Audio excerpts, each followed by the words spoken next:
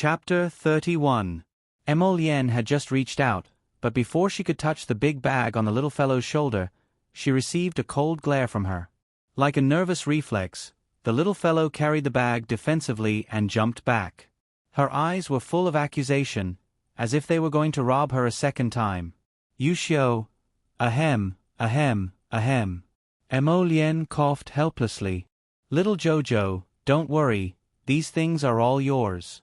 We won't take a single cent from you. Humph. A certain child made a disdainful sound, carried the bag, and turned to leave. Emolienne hurriedly stopped her and took the opportunity to pick up her small body and the oversized bag. In a flash, she jumped onto a tree. At the same time, the entire Wu residence was filled with noise. Many of the villagers carried buckets and basins of water, spontaneously forming groups to put out the fire. Jojo, what grudge does the mistress of this house have with you? Emolienne's slender fingertips lightly tapped the tip of the little girl's soft nose. Looking at the little girl's conflicted expression, her mood inexplicably improved. Humph. A certain child proudly turned her head away and stuck her head out to look at the people coming and going at the entrance of the residence to carry water. The displeasure in her heart was instantly shown on her little face. With so many people helping Mrs. Wu put out the fire, how could it burn down? At most, it burned down 2 wings of Mrs. Wu's house. It was far from her wish to burn down half of the Wu residence. How boring. If you don't say anything, then I'll guess. Look, the first time I saw you, you wanted to squash someone to death in a smelly ditch. It's not a smelly ditch. Abba suddenly turned her head and looked at the youth in front of her with a pair of big black eyes. How is that a smelly ditch? It's at most a small quagmire. You don't even know how to speak properly. Humph, humph. Emolienne. The smelly ditch isn't the main point, okay? The main point is that you're killing someone. This is the second time you want to burn someone to death. If you say there's no hatred, I don't believe it. Since you hate this person so much, how about I help you kill her? Don't worry, as long as I make a move, I guarantee she won't live past tonight. Yu Xiu wept silently. His Highness' style is not right. The little kid in front of him is already very cruel. Why is he still leading him astray? Your Highness, doesn't your conscience hurt by doing this? Abba's little classmate had a serious expression on his face. No need. Yu Xiu touching heart.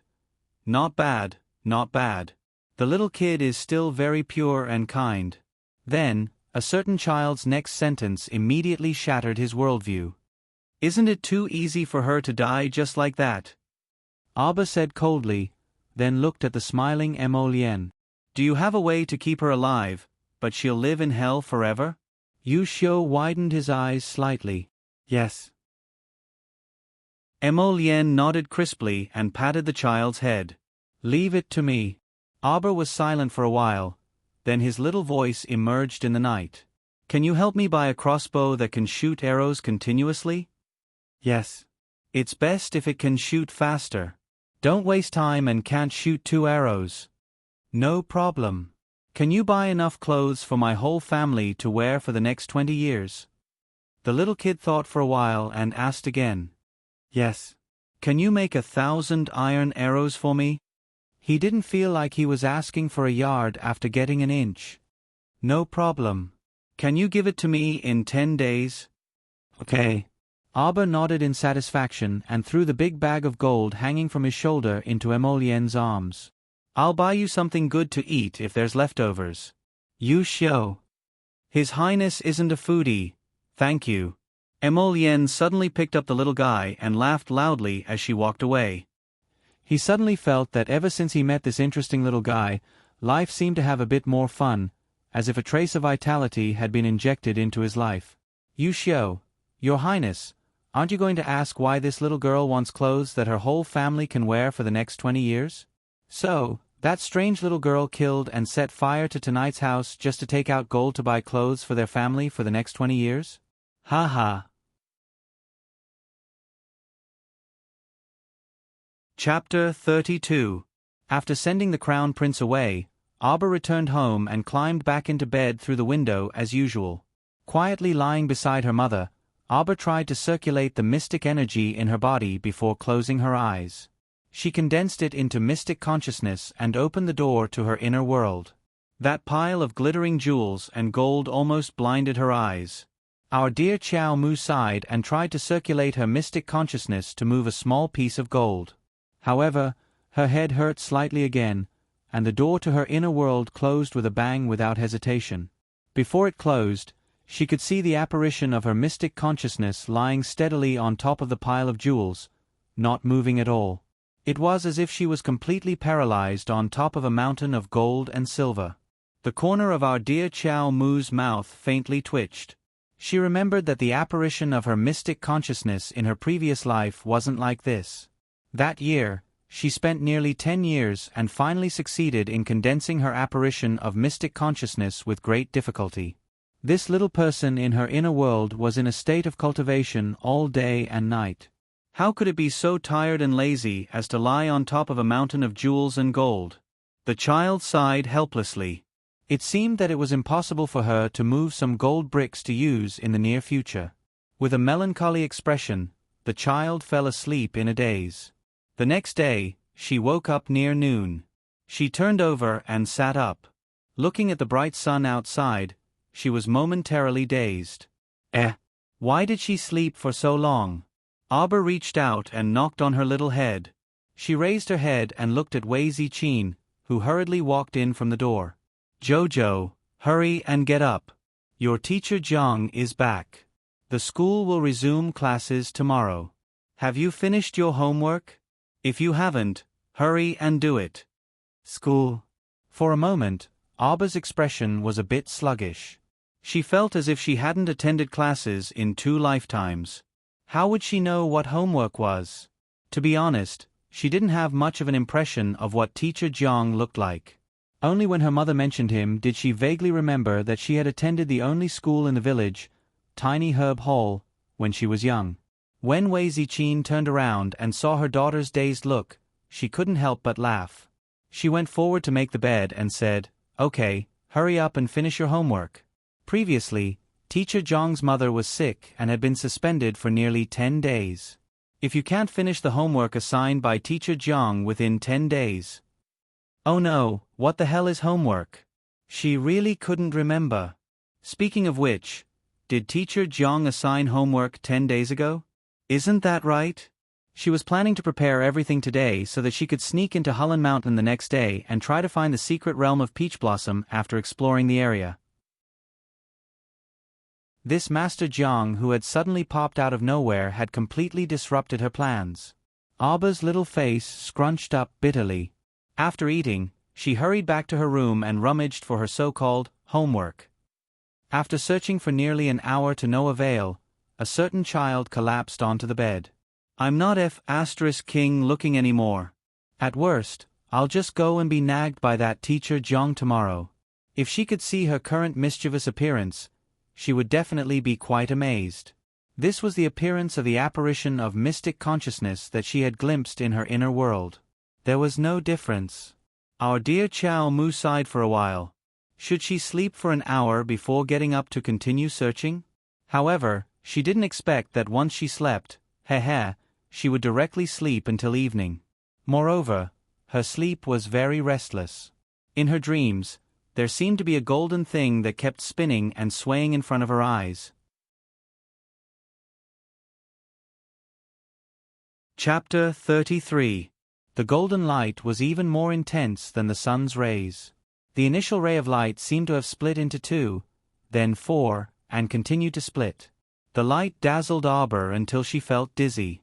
She struggled to wake up several times, but it was as if she was being held down by a gust of qi. No matter how hard she tried, she could not open her eyes. She was about to vomit from the dazzling rays of light. Her head was muddled and throbbing with pain. After an unknown amount of time, the rays of light in front of her slowly merged together and gradually transformed into a golden book that was half the height of a person. Chiao Mu was dumbfounded. She stared blankly for a while, practically unable to figure out if she was still dreaming or if she was actually experiencing it. At this moment, the golden light faintly dissipated. One by one, golden words slowly jumped onto the cover of the book, Golden Talisman Jade Tome? Arbor actually understood the 4 large, flamboyant words in an instant. Golden Talisman Jade Tome? Could it be that she was still dreaming about this strange situation? The golden book flipped to a page on its own. Lines of small words appeared behind it, floating and disappearing at an extremely fast speed. Fortunately, Arbor's eyesight was superior and she could read 10 lines at a glance. The small words read, "At the beginning of all things, it carried the 2 energies of yin and yang. Interconnected and integrated, it nourished heaven and earth. If it did not connect, it would produce evil spirits. At the beginning of the universe, heaven and earth contained a vast divine power. The Golden Talisman Jade Tome was born at the same time as heaven and earth. Guided by divine power, it recorded the all-powerful talisman technique. Its attack could slaughter all things, and it could trigger the 2 evils of yin and yang. In the blink of an eye, cities would be destroyed and all things would wither.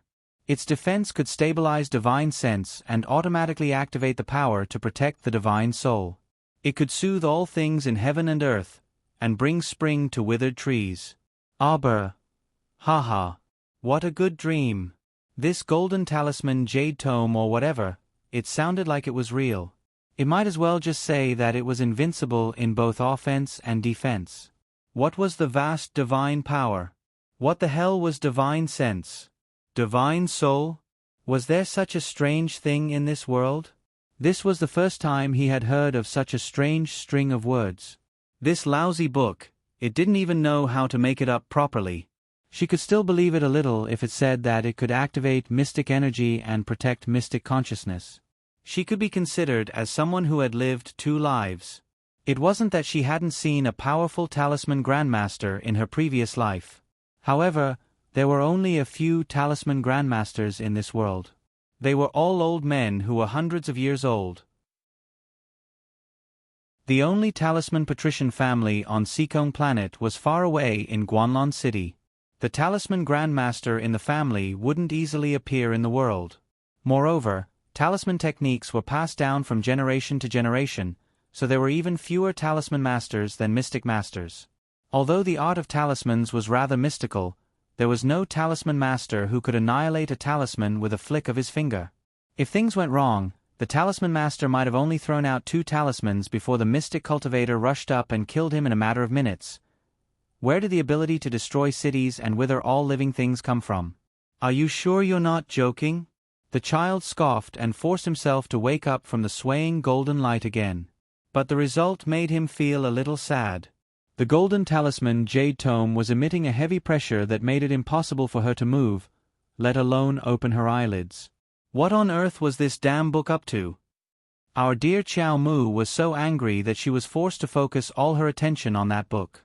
After the lines of small characters on the Golden Talisman Jade Tome were quickly annihilated, another page flipped over. Beginner-level talisman techniques? Why was this dream so realistic? Did it really record the heart and finger techniques for talisman techniques? Arbor was a little dumbfounded. His head was full of fog and bafflement. Chapter 34.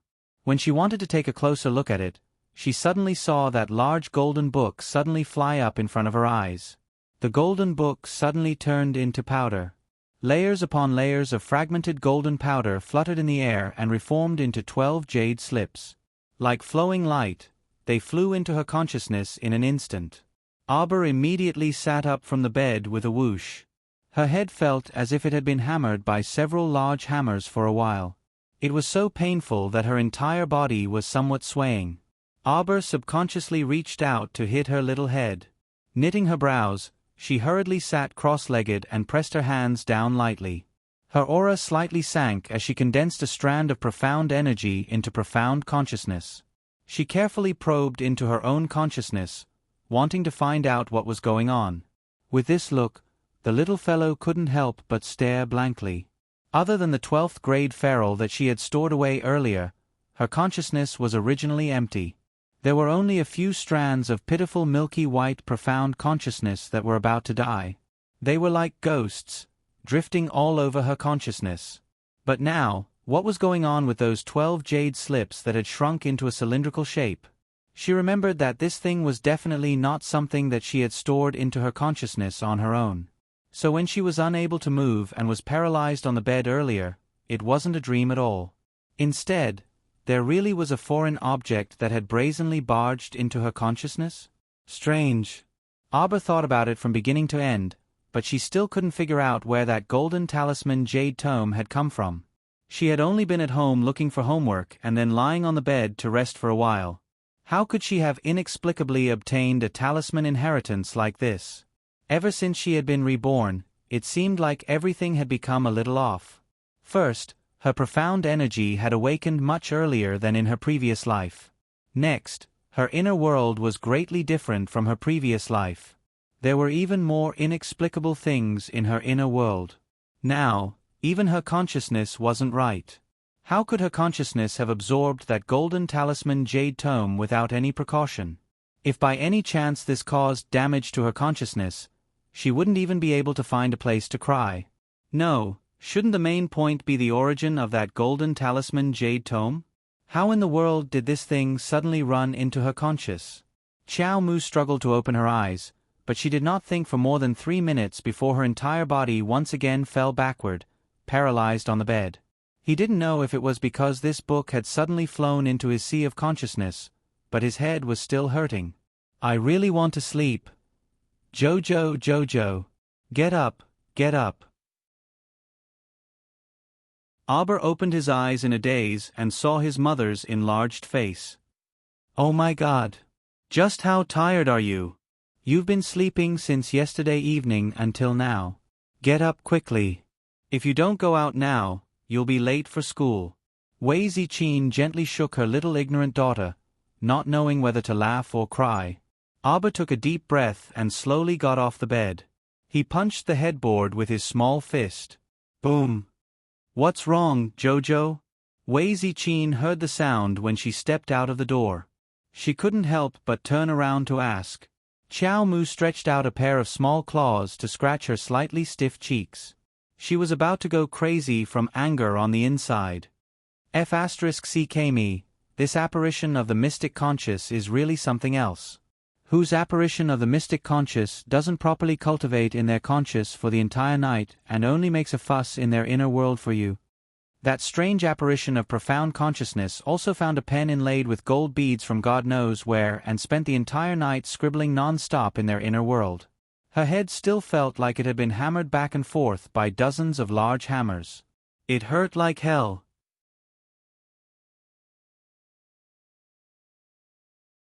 Chapter 35. Arbor condensed a strand of mystic consciousness and quickly checked her own conscious. She immediately threw her small hands and jumped off the bed. This abnormal apparition of mystic consciousness had now decisively returned to her conscious, but she was still diligently using that gold bead pen to continue her scribbling. One had to know that she was constantly moving around like she had ADHD, which also consumed student Arbor's mystic energy. Couldn't she just stay in her conscious peacefully and peacefully cultivate her mystic senses like she did in her previous life? Why was she scribbling over there? Arbor covered her small face. She would naturally learn how to draw talismans when she had free time. The main job of the apparition of mystic consciousness was to cultivate mystic consciousness. Was there something wrong with this apparition of mystic consciousness? Instead of cultivating mystic consciousness, she ran all day to draw talismans. She really wanted to beat her to death. Arbor stepped out of the door. With a flick of her finger, 3 strands of faint white light swept past. After the white light dissipated, 3 thin talisman papers lay quietly in her palm. Learning the golden talisman jade tome's talisman technique wasn't a dream. At least, the apparition of mystic consciousness was still scribbling like a little lunatic. These 3 talisman papers were also strange. They fell from the first jade slip and should be something like a demonstration talisman. The ancient golden talisman jade tome was a friendly gift. The first one was a speed talisman. For 5 minutes, it could increase one's speed by 3 times. It was essential for escaping. The second one was a strength talisman. It didn't increase mystic energy, but the strength of an ordinary person. For 5 minutes, it could increase one's strength by 5 times. It would be easy to move mountains and rivers and kill a cow with one punch. The last one was more funny. It was called a repetition talisman. As the name implied, it could continuously do the same thing for 5 minutes. This talisman? Arbor turned it over and over in her hand and looked at it. A faint smile flashed in her eyes. It seemed a little interesting. These 3 talismans were all beginner talismans. Beginner and intermediate talismans didn't require mystic energy to activate. They were also quite simple to use. Ordinary people could use them as well. If it was a high-level talisman, it could only be used by injecting mystic energy. The more powerful the talisman, the more mystic energy it would take to open it. Most ordinary people without mystic energy could only look at it and couldn't open a high-level talisman. High-level talisman masters were rare existences. In the talisman aristocratic family of Guanlon City, only 3 high-level talisman masters had appeared in the past 500 years. Of course, each one of them was a powerful figure. Arbor put the 3 talismans into her pocket and headed for Tiny Herb Hall with a bitter face. There were a total of 20 or so children in the village. The oldest was 15 years old and the youngest was 5 years old. They were all stuffed into Tiny Herb Hall. There were only 2 teachers in the hall. Those over 10 years old were taught by Master Tsen, while those under 10 years old were taught by Master Jiang. Tiny Herb Hall was on the west side of the village, and behind it was a small path overgrown with withered grass that led straight to Hulun Mountain. Xiao Mu planned to see if she could sneak up the mountain to scout things out. The little guy carried a bundle. As soon as he arrived at Tiny Herb Hall's entrance, he saw 2 porters carrying a bamboo rattan chair over. Sitting on the rattan chair was a little fatty around 9 years old. His chubby leg was propped up and he was happily gnawing on a chicken drumstick in each hand. 2 lackeys around the same age carried a few bags as they walked along the rattan chair. They held umbrellas and fanned themselves along the way. They smiled obsequiously and said, "Young Master Tao, are you hot? Young Master Tao, do you want some water?" "Chow would." The young master sitting on the rattan chair suddenly shouted.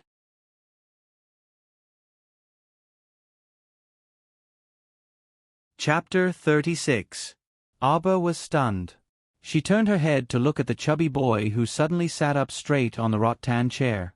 The chubby boy's eyes were almost squeezed together. When he looked at Arbor, he tried his best to widen his eyes, but they only opened a small gap. Xiao Mu narrowed her chilly eyes, and fragments of her memories seemed to flash by. 3 days ago, it seemed that this chubby boy was the one who caused her to roll down the hill in front of the school. Seeing the chubby boy Zhou Tao's face, Arbor remembered that in her previous life, she had been bullied by this little bastard in the village. Although they were all trivial matters, the old and new hatred added together was enough to make a basket of grudges. She originally planned to ignore this little tyrant, but she didn't expect to be stopped by this little brat. Zhou Tao urged the 2 sedan bearers to carry the rattan chair to Arbor and put him down. He threw away the chicken bone in his right hand and gnawed on the drumstick in his left hand as he shouted at Arbor, "Coward, you actually dare to come here? If you hadn't chickened out that day, we could have gone up the mountain to explore." Xiao Mu coldly glared at him before circling around the little fatty and entering the school, heading straight for her classroom. Teacher Jiang hadn't arrived yet.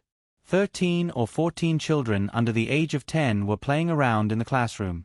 When they saw Arbor walk in, they all stopped what they were doing and looked at her in unison. Arbor stopped in her tracks. She looked back and forth and frowned slightly. She couldn't remember where she had sat before.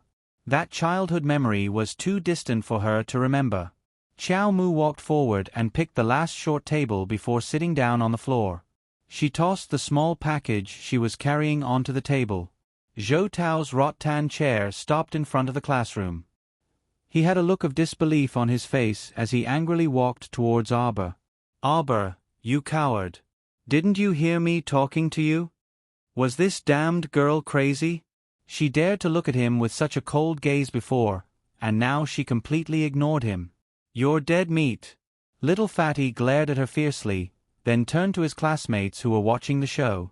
He waved his meaty hands and said angrily, "Everyone attack."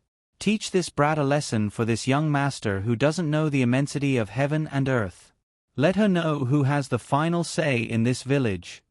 Xiao Mu unhurriedly and surreptitiously took out that repeat talisman from her sleeve and looked at the little fatty with a sneer. Teacher is about to come. The headmaster is nothing. The fat boy grabbed the drumstick with his right hand and took a big bite. He raised his chin high and continued to talk nonsense. In this village, our family is the richest. Even the village head, that old man, has to give my father some face. Whoever had the money had the final say. Do you think the headmaster can save you? You're just a little reptile. How dare you look at me with such an arrogant expression? Attack. Beat this cowardly brat to death. But he didn't know that before he said this, Auber had already thrown a beginner talisman at his chubby belly and ripped it open with his finger strength. The repeat talisman was attached to Fatty's belly through his clothes. Little Fatty didn't know that he was in high spirits, commanding his classmates to go up and beat someone up.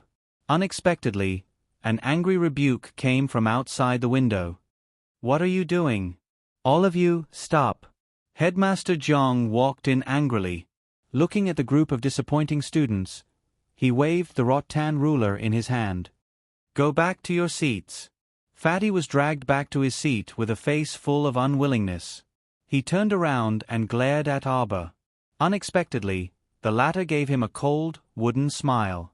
In an instant, that smile was like a basin of cold water, directly splashing into the depths of his heart.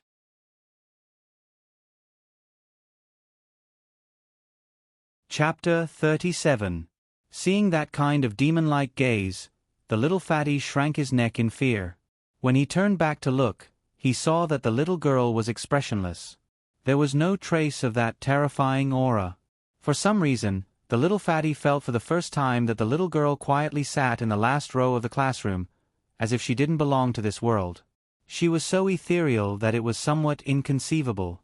He rubbed his eyes and angrily turned his head. He looked up and saw Teacher Zhang's black face and didn't say anything. Teacher Zhang gradually became intoxicated by the poems and was in a wonderful mood. The students below were still quite well behaved.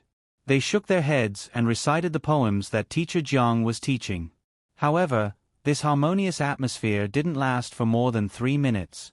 Auber's lips curved into a faint sneer. He silently counted down in his heart. 5, 4, 1. Bang! Little Fatty slammed the table and stood up. This F***king loud sound made all of his classmates who were reciting pause in shock. Teacher Zhang, who was intoxicated by the poems, opened his eyes. He looked at the impudent fat child with a stunned expression. Deng deng deng deng deng. The little fatty aggressively rushed in front of Auber. He grabbed a handful of air with his right hand and fiercely chewed. He raised his chin high and looked disdainfully at him. Teacher Zhang is nothing. Everyone stared dumbfoundedly at the impudent little fatty.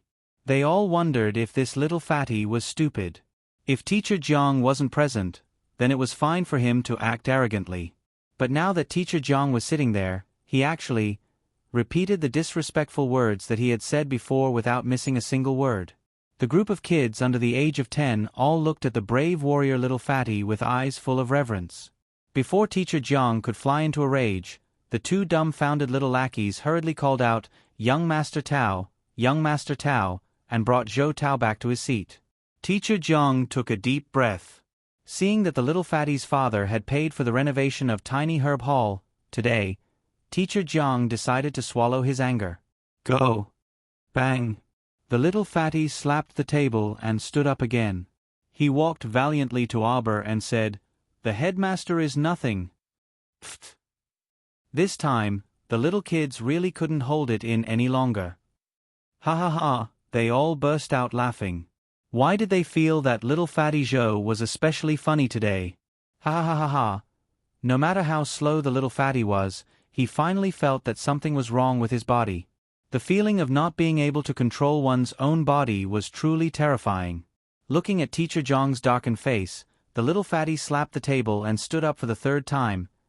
Little fatty, who had rushed to Auber and cursed, had a twisted expression on his face.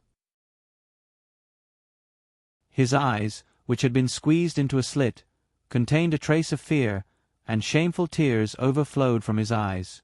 Who could stop all of this? It was so terrifying. Why were his words and actions no longer under his control?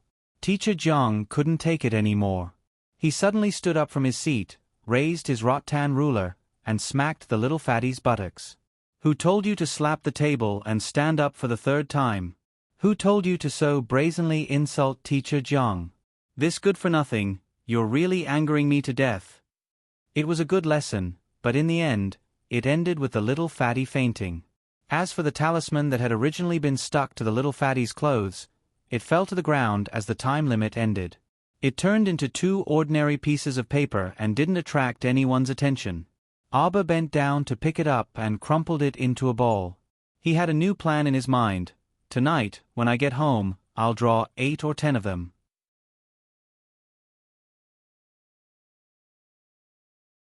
Chapter 38. The next day, our dear Chow Mu went to school with 2 panda eyes, and on the way, she couldn't help but nag.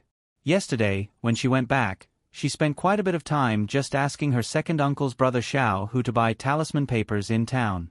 After snatching the talisman brush from her apparition and chasing her away to cultivate her mystic sense, our dear Arbor didn't sleep for the entire night.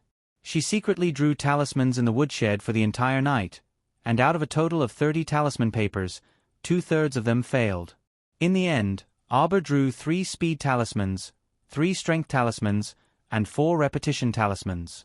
She felt that her life force for the entire day had already been exhausted in advance. Our dear Chow Mu sat at the back of the classroom with one hand supporting her chin, and her entire being was a little drowsy. At this time, a commotion came from the door, and 2 little lackeys called out, "Young Master Tao." Only then did Arbor realize that the little tyrant, Zhou Tao, had arrived. After being tormented so miserably yesterday, he still dared to come today. His courage was commendable. Arbor moved her little hand to her forehead, slightly turned her head, and swept a glance at the little tyrant from the corner of her eyes. Then, she was slightly startled. The little tyrant's attire today. He wore a wide and plump sapphire blue silk robe, and a pair of black boots with wide soles. What was different from yesterday was that there was an extremely large coin-shaped jade tablet hanging in front of his chest, and the thick aura of a nouveau riche assaulted her senses.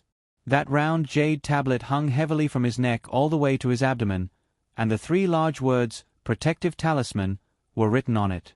It seemed like his nouveau riche father had spent a large sum of money to purchase this protective talisman. Speaking of which, in order to engrave complicated talisman characters on jade, not only did one need the support of profound energy, one also had to reach the level of a high-grade talisman master. According to her knowledge, in her previous life, there was only one person in the entire Seekong planet who could engrave talismans on jade. That person was from a talisman aristocratic family far away in Guanlon City. This little fatty's nouveau riche father was actually quite capable. However, when Arbor took a closer look, the corner of her mouth couldn't help but curve into a faint smile. She didn't feel the slightest bit of talisman energy from this wash-basin-sized talisman. The crooked and messy fake talisman characters engraved on it were just broken characters that had been deliberately distorted so that she couldn't read them clearly. In other words, little fatty's father might have spent a lot of money to buy a fake protective talisman. Since there was no talisman power attached to the jade, it was just an ornament. It couldn't even be compared to the lowest level of elementary talismans. TSK, he surprised her for no reason, but in the end, it was just a joke. Arbor curled his lips in boredom. Just as he was about to withdraw his gaze suddenly paused and fell behind the fat boy. A Taoist priest held a peachwood sword that could ward off evil spirits and recited a string of words with conviction. Suddenly, the peachwood sword pointed in the direction of the black-faced teacher Jiang. He shouted loudly, "The 4 directions order demons and evil spirits to disperse. Evil spirits, submit quickly." Ha ha ha ha. The children roared with laughter and rolled into a ball. Swish, swish, swish, swish. The Taoist priest's sword dance fell into Arbor's eyes and she almost laughed her teeth out. This messy and disorderly sword dance was really hilarious. Zhou Tao's father had been tricked again. She didn't know where this fake Taoist priest had come from. "Little demon, quickly show yourself." The Taoist priest pinched a piece of talisman paper between his two fingers and it fell into a bowl of clear water. This method of self-igniting without any wind immediately stunned the group of village children who had never seen the world. The Taoist priest opened his mouth and swallowed a mouthful of talisman water, and sprayed it all on the peachwood sword. As he pretended to take a step forward, he suddenly felt that he had stepped on something. He immediately slipped and fell to the ground with a plop. The Taoist priest's eyes bulged. He didn't have time to protect himself and fell head first. With a bang, his nose was almost crooked.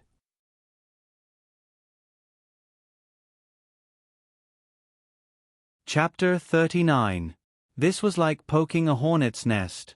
The entire classroom was filled with the sound of children's laughter.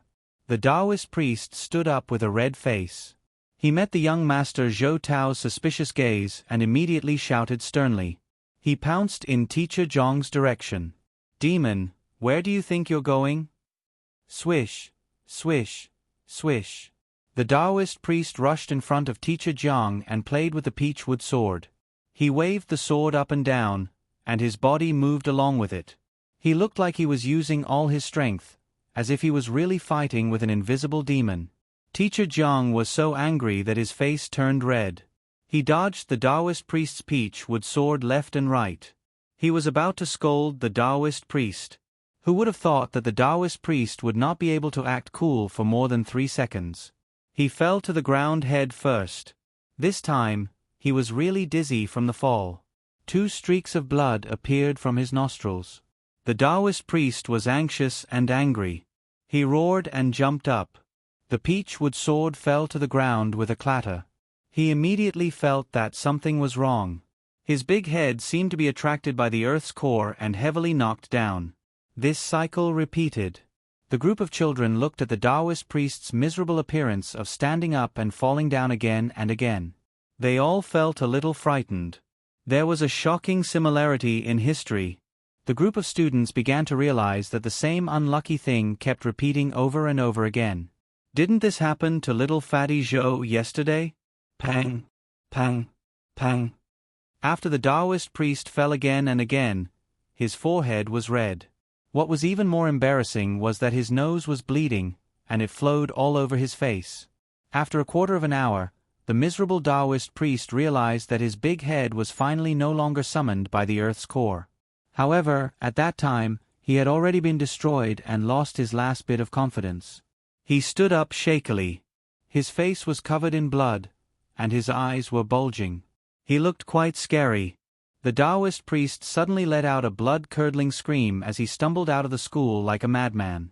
The peachwood sword was thrown behind his butt and he didn't care about it anymore. The little fatty was so scared that his face was a little pale. He tightly held the wash-basin-sized protective talisman on his chest and ran 2 steps after the Taoist priest. He panted and shouted, "Sorcerer, sorcerer, why are you running? Sorcerer, sorcerer, come back. Don't forget that you took 100 taels of silver from my father. Too fierce, too fierce. The ghosts here were too fierce. Little friend, you'd better run quickly. This poor Taoist will not earn that 100 taels of silver." The Taoist priest wailed and howled as he left, leaving behind a group of students looking at each other in dismay. Teacher Jiang was so angry that the veins on his forehead were popping out. For the past 2 days, little fatty Zhou had turned the entire classroom upside down. How could he still be in the mood to teach? He waved his sleeves angrily and told the group of brats to scram. Abba raised his hand and touched his nose. He had an idea. It was only 7 in the morning. Since the headmaster was not teaching, he might as well go up the mountain and look for the secret realm of Taoyuan. Abba had already made plans beforehand, so when he went to school for the past 2 days, he brought with him a rope for climbing the mountain, a small shovel, a gourd to hold water, and other tools, so there was no need for him to go home. She dawdled until she was the last to leave the classroom. Seeing that there was no one around, she went around the back of the classroom to a small path overgrown with withered grass and ran up nimbly. This small path was more steep and desolate than the mountain path she had taken to bring the Tiandao sect. She had never walked this path in her previous life, so she really did not know where it led to Hullen Mountain. Auber raised her head slightly and squinted at the withered forest that was gradually melting into the sunlight.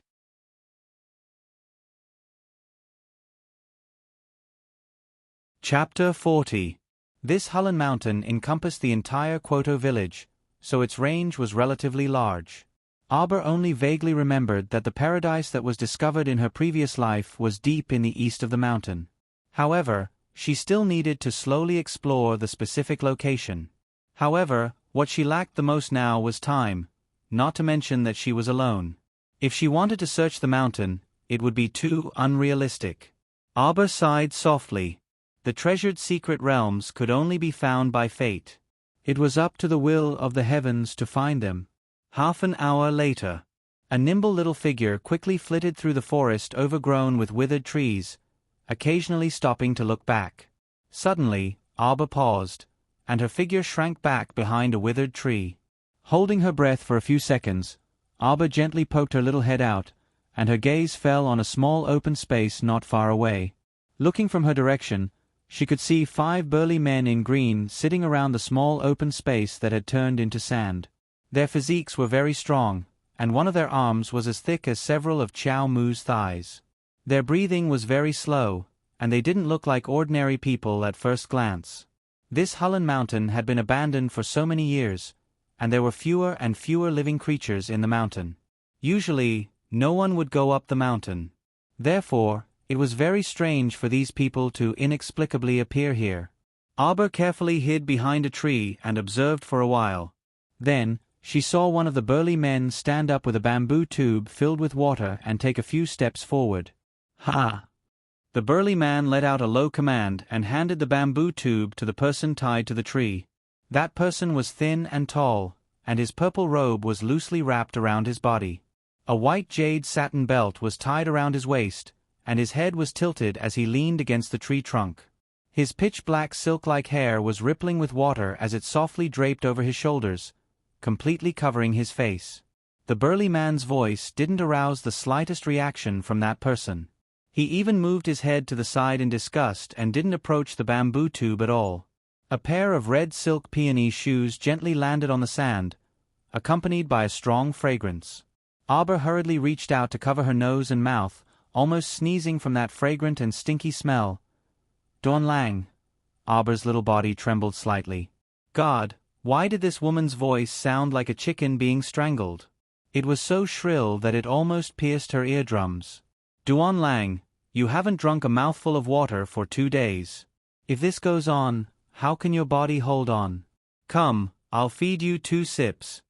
The woman continued to speak in a soft and delicate voice. She walked forward and was about to reach out and lift the man's chin.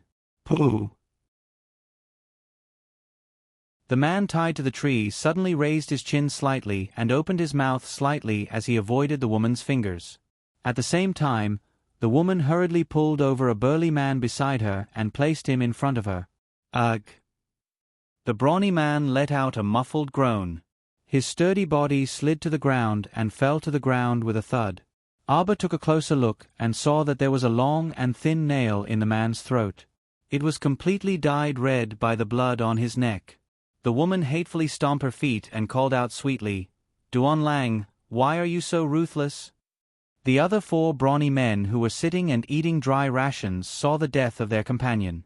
Their fingers slightly tightened as they grabbed the dry rations bag in their hands. They constantly rejoiced in their hearts. Fortunately, they didn't go forward just now. This dangerous person really couldn't get too close. Previously, they had more than a dozen brothers, and more than half of them had died in the hands of this hidden weapon. It could be seen how cruel this person was. If it wasn't for the special medicine that restrained him and made him only act up in a short distance, they would have all died by now.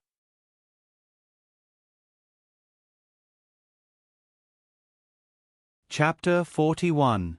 The person tied to the tree slowly raised her head, and the messy hair covering her face slid down to her waist. Qiao Mu stealthily poked her head out and caught a glimpse of a pair of slightly upturned peach blossom eyes. Beneath the long eyelashes, the ends of the eyes were slightly upturned. At first glance, the eyes were rippling with water, and the pitch-black pupils were very good-looking when they were upturned. However, upon closer inspection, the depths of the eyes were clearly flickering with the cold gleam of a blade. Looking at his age, he was no more than 12 or 13 years old. His thin lips were lightly pursed, and the corners of his mouth seemed to be a little chapped from not drinking water for a long time. Arbor shrunk her body and felt a chill on her neck for no reason. Strangely, why did she feel that the young man's gaze seemed to be drifting towards her? Absolutely impossible. She hid so well, who could discover her? Xiao Mu clung to the back of the tree like a small koala, her whole body curled up behind the wide withered tree. Duan Lang, the woman called out delicately. If this goes on, you'll die of thirst. You should listen to me and make do with a drink first. Scram. The young man's slightly deep and magnetic voice traveled far into Arbor's ears. The little fellow couldn't help but curiously poke her head out to take another look. In the end, abruptly shrinking her head back behind the tree, Arbor was dumbfounded and instinctively raised her hand to touch her chest. The moment she poked her head out, she felt that the young man's beautiful peach blossom eyes had directly caught her. It turned out that the feeling of being caught by someone's gaze wasn't her imagination.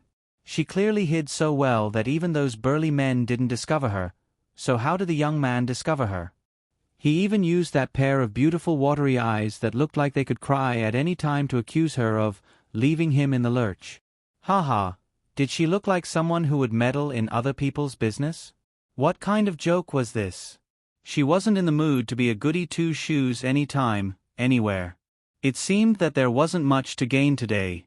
She should quickly wrap up and go home to eat, lest she got into trouble for no reason. Arbor was about to slip away when she suddenly heard the young man's gentle voice shouting in her direction, "Sister, why aren't you leaving? Run. Run, run, run. Don't fall into their hands." What the hell? Arbor's little feet slipped just as he was about to run away. A hint of anger flashed across his stoic little face. This brat was clearly plotting against her.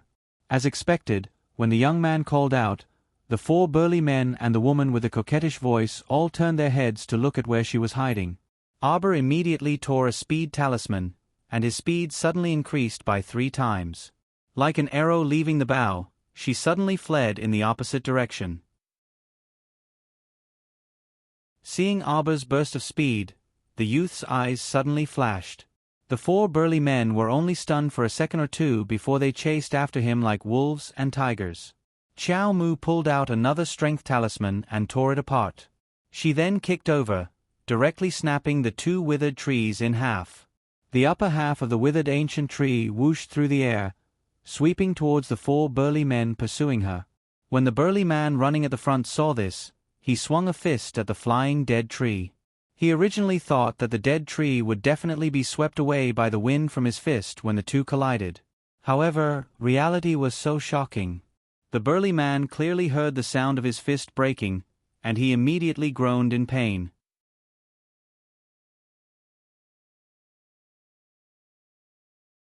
Chapter 42. A Bunch of Useless Fellows. The woman's seductive voice abruptly turned cold. "Why aren't you chasing? You can't even deal with a child. What use do I have for a bunch of trash like you?" Apart from the burly man with a broken hand, the other 3 hurriedly increased their speed and outflanked Arbor. The 3 of them surrounded Arbor from 3 different directions and looked like they were about to catch her. Unexpectedly, the little girl exploded with an even more terrifying speed in an instant. That tiny figure practically transformed into an S-shaped bolt of lightning and escaped from the 3 people's eyes like a thunderbolt. The 3 burly men were truly stupefied. They never knew that a little girl from a remote village could actually surpass them in speed. It had to be known that although these people were not like mystic cultivators who could easily split mountains, break rivers, and destroy cities with their supreme mystic energy, they were people who had been immersed in special potions since they were young and had cultivated extraordinary external martial arts. Compared to those ordinary people who lacked the strength to truss a chicken, they also had considerable strength. Generally, with their speed, they could almost match that of a level 2 mystic cultivator. The speed of those low-level mystic cultivators might not be able to surpass that of external experts like them. But now, this little girl from a mountain village in front of them actually had such an abnormal speed? This was something none of them had expected. How could they know that Auber had consecutively torn 2 speed talismans? Her current speed could be said to be exceeding her usual speed. Everything was for the sake of escaping. She didn't think that she would have a good ending if she was caught by that woman with a soft and pretentious voice. Whoosh! Auber expressionlessly dodged a withered branch and then flipped a few times in the air to avoid 7 or 8 broken branches that shot at her. A trace of graveness gradually flitted across her small, stoic face. Ha ha ha! A familiar sharp laughter sounded behind her, causing goosebumps to rise all over her body. Auber turned around and coldly met the woman's upside-down eyebrows. That woman was definitely not a beauty. Looking at her age, she should be more than 50 years old. She was wearing a bright pink dress, and her hair accessories and makeup were green and purple. She was dressed like a young girl, which was quite eye-catching. Auber hadn't seen the woman's face before. Now that he saw her face, he almost threw up last night's dinner. How could such an auntie have the nerve to call a 13-year-old boy Duan Lang? Xiao Mu's small face was stoic as she looked at that woman, her eyes full of disapproval. Not running anymore? Little sister. The woman swayed her hips and giggled as she walked towards her. Oh, let me see. You're really a pretty little girl. The woman stepped forward and extended the sandalwood fan in her hand towards Auber's chin. Auber immediately took a step back from the strong fragrance, and his hand that was rubbing his nose paused. Achoo! Auber looked at the woman with disgust and stepped back again. Go away. You stink. Stay away from me. Also, I'm not your little sister. At your age, you can be my grandma. Don't pretend to be young. It's too fake. You're not young at all. The woman's face, which was full of fragrant powder, seemed to have split open in the middle. The charming smile on her face completely disappeared in an instant. She had such a stoic face, but her tongue was so vicious. She was simply sinister at such a young age. At this moment, the young boy tied to the tree let out an unkind laugh. This was tantamount to adding oil to the fire. The woman's expression cracked from anger, and a trace of gloomy killing intent appeared in her eyes.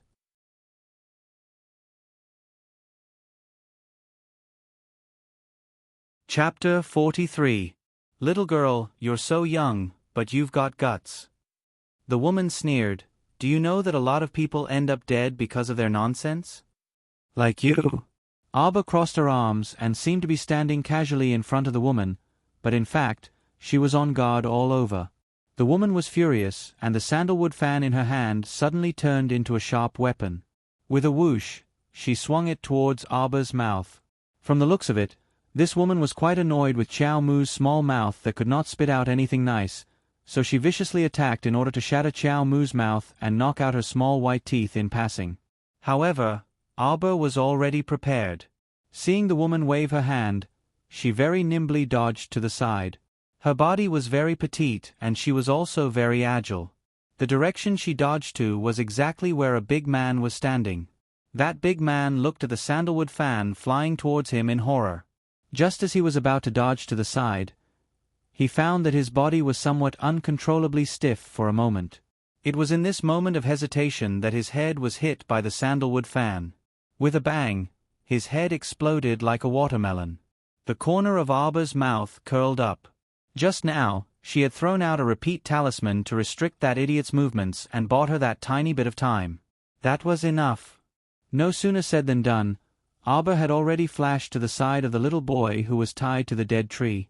The little boy probably didn't expect the little girl's movements and reaction speed to be so fast. His hands that were secretly moving slightly paused. Hurry up and help me untie. Bam!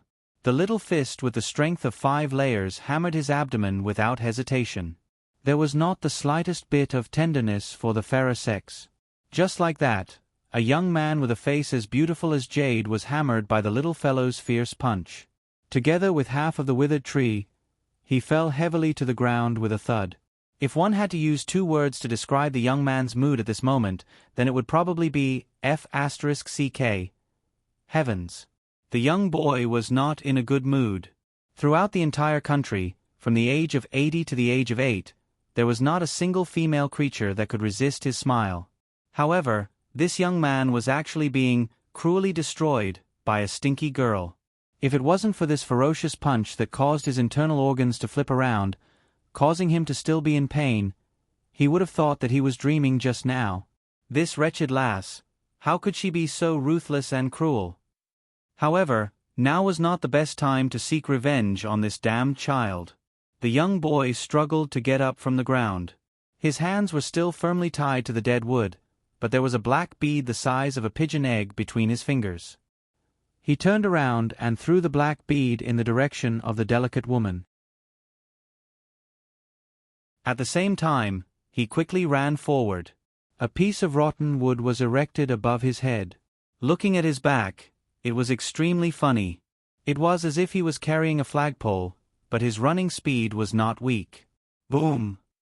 Half of Hullen Mountain was awakened by this tremendous tremor. Many villagers of Kwoto village ran out of their houses in fright. They looked up in the direction of Hullen Mountain, not knowing what had happened. What was that? Abba couldn't help but ask. However, the young boy turned his head with a horrified expression, and coincidentally met her expressionless little face. You? F***, she was caught off guard and didn't faint from the huge commotion just now? Even if he took 10,000 steps back, his speed was already at the limit. How could this damned child keep up with him?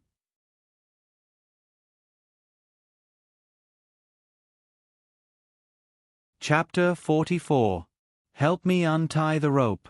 The youth with the flagpole on his back turned his head and said with a depressed expression.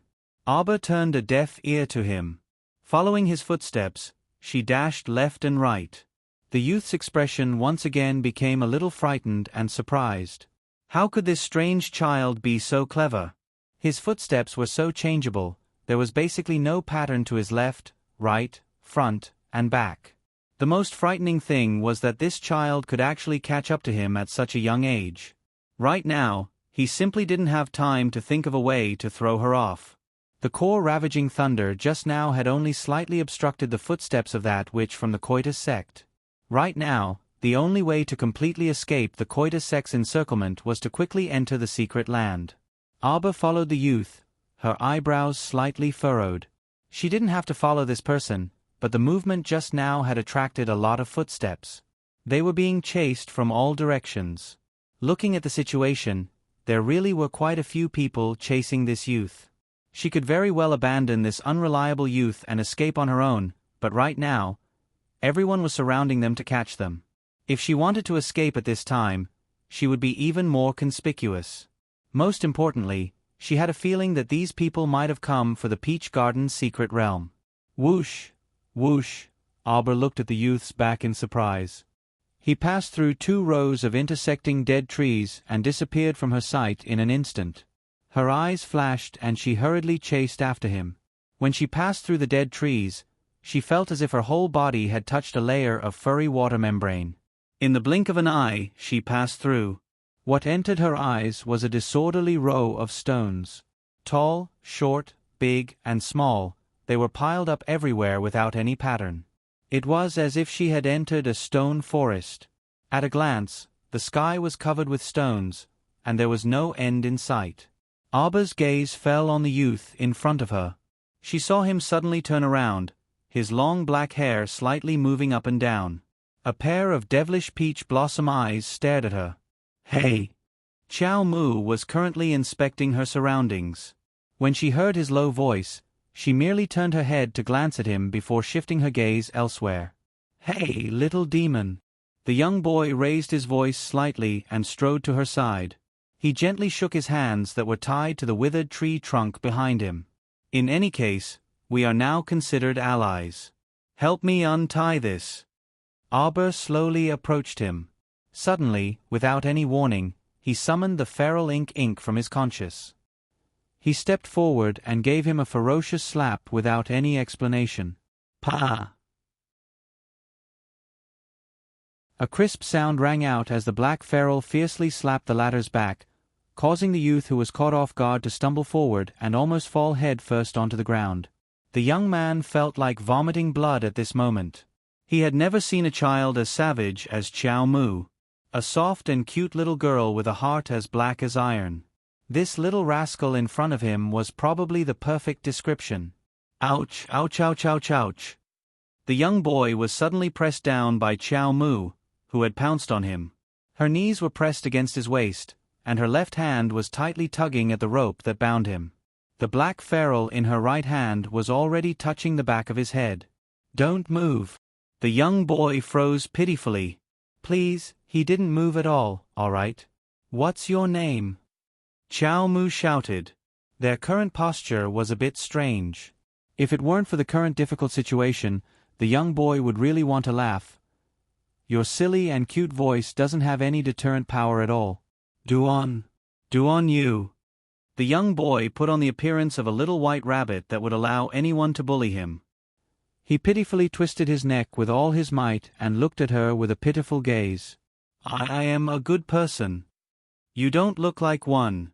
The young boy almost broke down on the spot.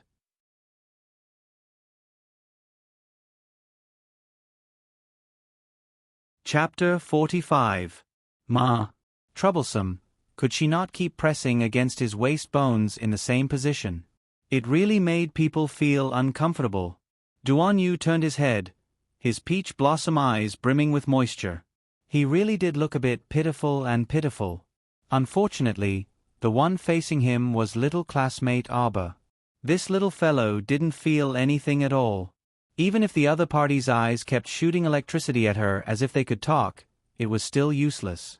In her eyes, it was all the same whether one was good-looking or not. She stood up and tugged at the rope on the youth's hand.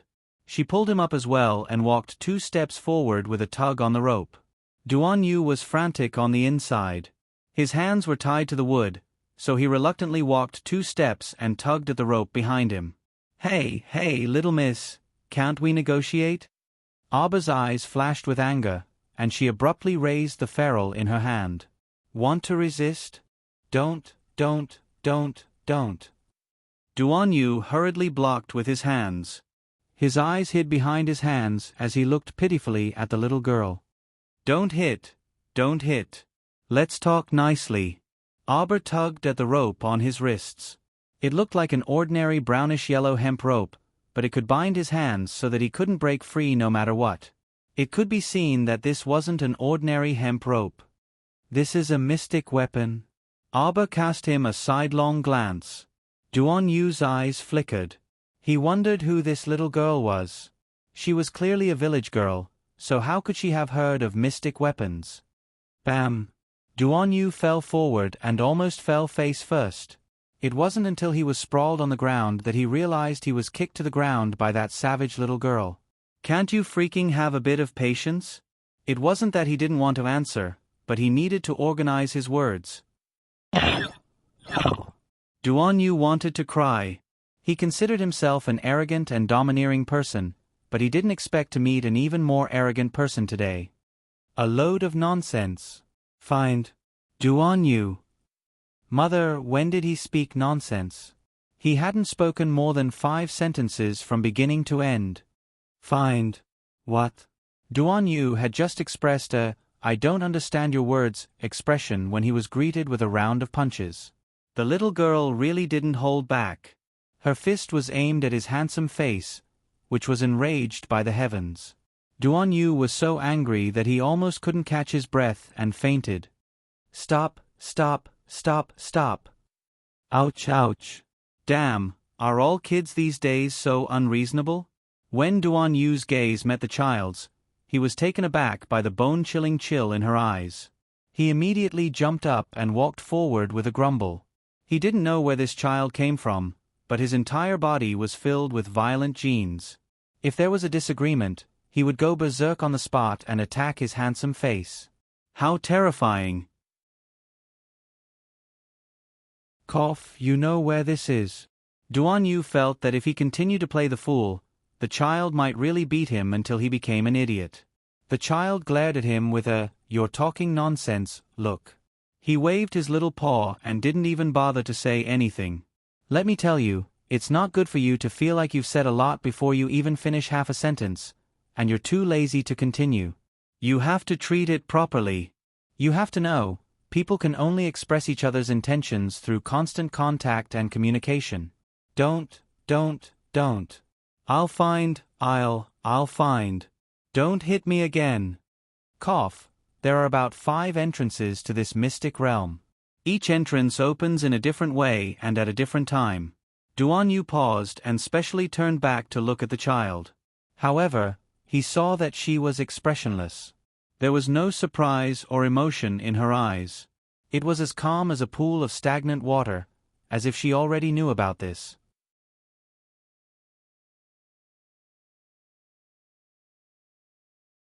Chapter 46. Abba pointed at the pile of rocks in front of her, her slender brows raised. Her meaning couldn't be any more obvious. "Stop blabbering and get to work." Duan Yu inwardly rolled his eyes. Not only did this little lass viciously order people around, but she also didn't allow them to talk too much. Where did this bad habit come from? Duan Yu sighed inwardly. "I have a map in my inner world, but my hands are tied behind my back right now, so I can't look at it at all." The child glanced at his hands that were tied to the dead wood and took a step forward. Duan Yu inexplicably took a step back because he felt that the savage child definitely wouldn't be so kind as to untie him.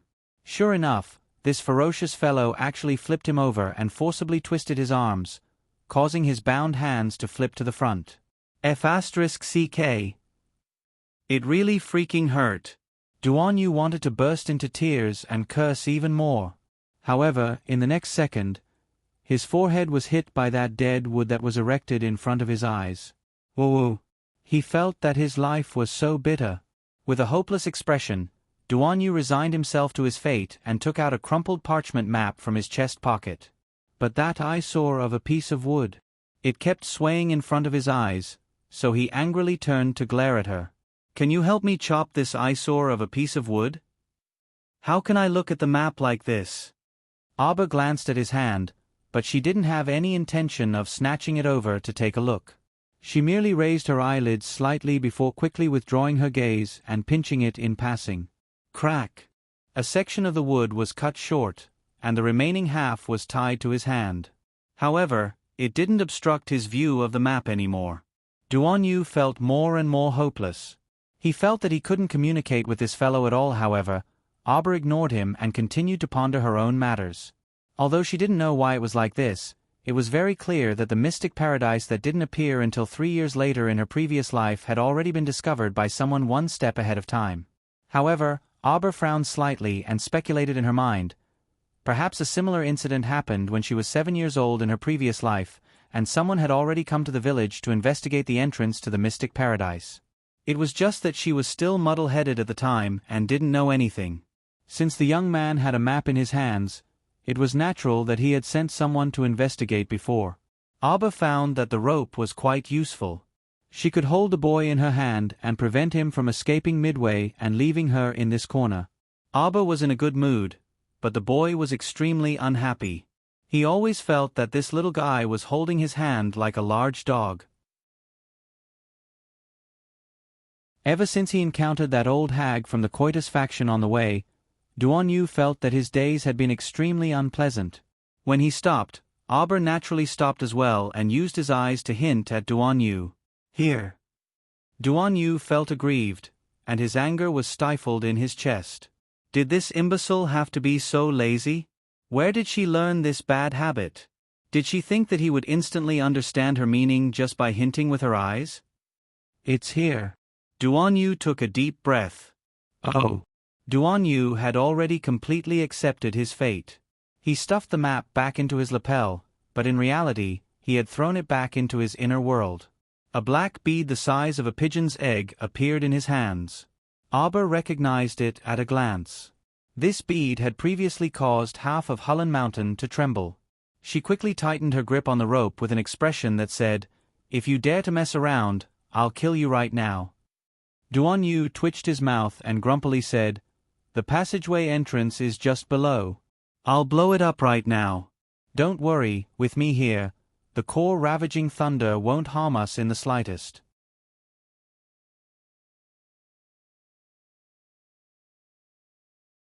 Chapter 47. The core ravaging thunder was thrown down, and it exploded not far from their feet.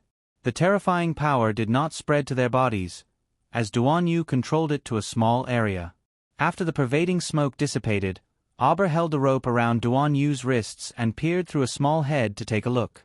The pile of rocks had been blasted into several puddles of stone powder by the core ravaging thunder's power. There was a pitch-black hole that was bottomless. "Let's go," Duan Yu urged from behind. "This entrance can move, and it will automatically seal itself when the time is up." Auber turned to look at him meaningfully. This guy was very capable. He could directly tear open one of the entrances to the mystic realm with the power of a concealed weapon. Only this entrance can be torn open with force. The other entrances can't be torn open so easily. Duan Yu noticed Auber's expression and explained. Auber retracted her gaze and walked towards him. She shook the rope in her hand.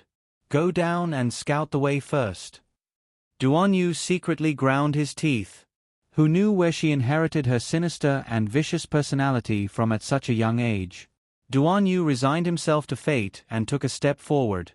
Suddenly, a glint flitted through his eyes, and he abruptly jumped down without warning. Auber revealed an icy smile. She released the rope and allowed him to freely fall. She even took a step forward and reached out to suck several large round rocks to her feet. Then, she kicked them down one by one with her toes. "Ow!" Duan Yu's desolate cry came from the deep pit. That brat suddenly felt as if he had dug a hole and buried himself in it. He originally wanted to suddenly jump down and pull that child down in passing to scare her so that he could completely grasp the initiative for the rest of the journey. Presumably, that child was still a little old and simply couldn't make a judgment and reaction in this kind of sudden situation. However, the child actually didn't hesitate to let go. Auber cast a sidelong glance at the pitch-black hole, and her lips curled up as she softly said, "Idiot." Then he walked to the edge of the pit and slowly looked down. A straight and steep stone staircase was built along the side of the hole, completely hidden in the darkness. If one did not look carefully, they would not be able to see that there was such a staircase carved into the wall of the hole. Auber slowly walked down the straight and steep stairs, counting the steps in his heart. When she counted to 100, a faint green halo slowly entered her eyes. The sound of flowing water drifted into her ears. It seemed that this was the end. When her feet touched the ground, she felt a warm and moist water flow into the soles of her shoes. "The underground water has already flowed here?" Auber frowned slightly and walked a few steps forward. Then, he saw Duan Yu sprawled on the ground, his face devoid of any meaning as he quietly gazed at him. Auber pulled out the ferrule from his conscience with a wave of his hand. He walked to Duan Yu's side and raised his right palm. Duan Yu's pupils contracted as he shouted, "Wait! My left arm's shoulder bone is already broken. I can't attack you in the short term. If you let me stay, I can guide you on how to refine the existing energy in the mystic realm for your own use." Auber raised a brow and withdrew the ferrule, agreeing to his suggestion.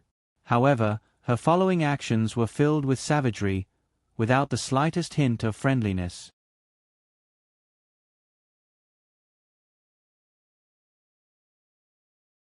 Chapter 48. When this youth leaped earlier, he had made up his mind to harm her. If she hadn't acted according to the situation and let go, she might have already been tricked by the youth. Even an adult wouldn't be able to withstand the gravitational drag at that speed, let alone a petite person like her. If her feet didn't touch the ground, she would be dangling in midair, and her entire body would be carried by that idiotic youth. What a joke! How could Auber allow this kind of situation to happen? "Behave yourself." Auber gave the youth a fierce look, telling him to figure it out himself. She then reached out to grab the rope around Duan Yu's hand and dragged him forward. Below their feet was a small, gurgling stream. The water wasn't wide, but it meandered for a long distance. Not long after Arbor walked with Duan Yu, the scene before them started to brighten. Due to Duan Yu being hit by several boulders in succession when he fell, his entire body was covered in fine wounds except for his left shoulder bone, which was slightly fractured and couldn't be lifted. It could be seen how ruthless this little girl was back then. She didn't give him any face at all. You. Duan Yu had just opened his mouth to speak when he felt stars before his eyes. His mouth and tongue were so dry that he almost fainted. Arbor didn't notice his abnormality. At this moment, her eyes were almost completely fixed on the beautiful scenery before her. In her previous life, when she entered the paradise, this place had almost been completely reclaimed and excavated. Everything that should be looted was taken, and the entire mystic realm was nearly destroyed by those people. How could she see such a peaceful and beautiful scene now? The land of paradise looked like a secluded valley. The valley was surrounded by magnetite mines. The mountains rose and fell continuously, and the magnetite inside was innumerable. What entered her eyes was a small peach blossom forest. Beside the forest was a small, lush green lake with a relatively calm water surface. When they walked through the passageway, the stream beneath their feet also diverged from this small lake. The lake water looked rather clear and calm. Separated by the emerald lake surface, the nimble little fish swimming below could be seen clearly. This place was filled with a dense mystic energy aura. With such abundant profound energy, wanting to absorb it all within a few days was a fool's dream. Arbor frowned. She couldn't stay here for too long.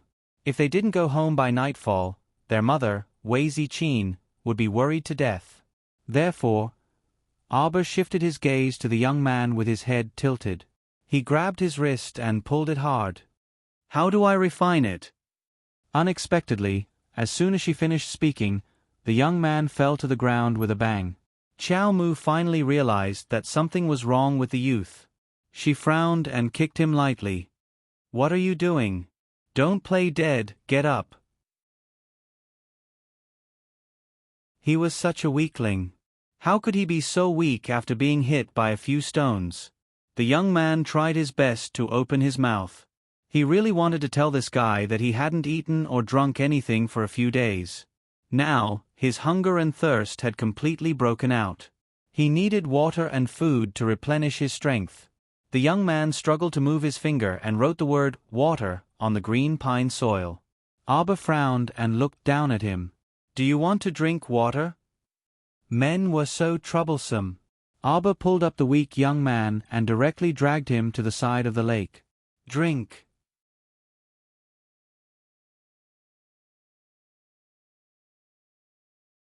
Chapter 49. What? The youth's eyes were about to pop out of their sockets. 10,000 giant beasts were roaring in his mind.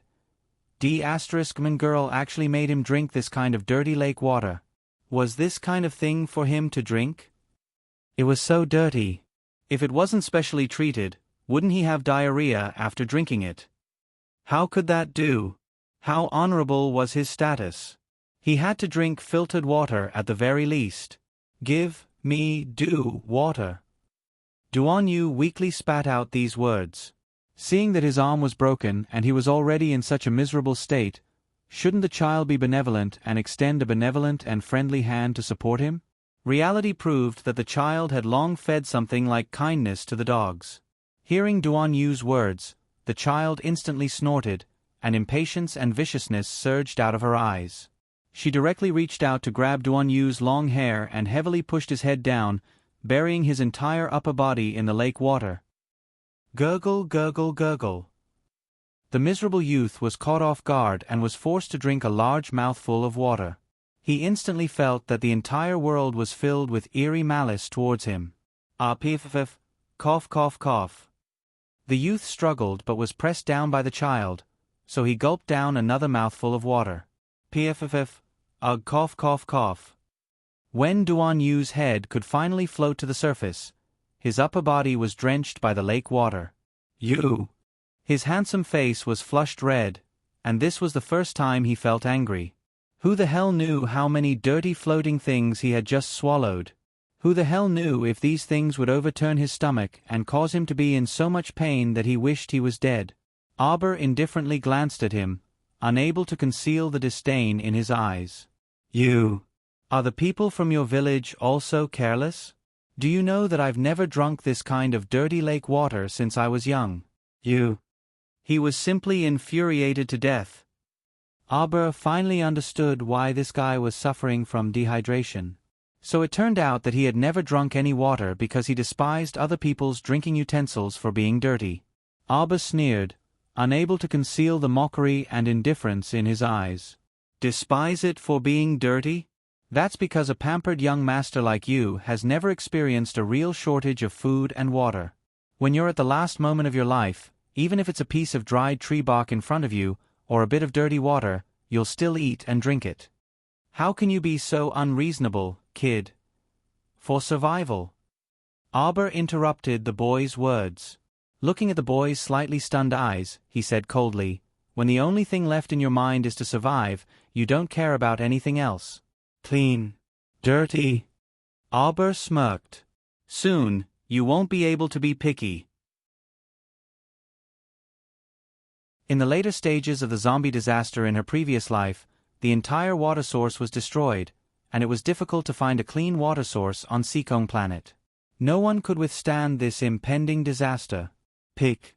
Arbor sneered. Before picking, one had to have the strength and life to pick.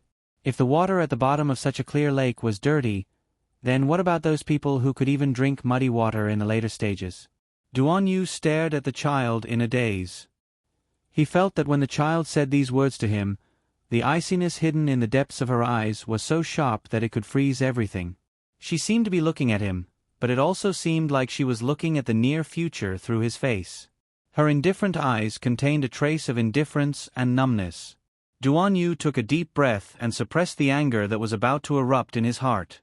Just as he was about to speak, an arrow carrying a gust of wind pierced through the air and shot to his feet.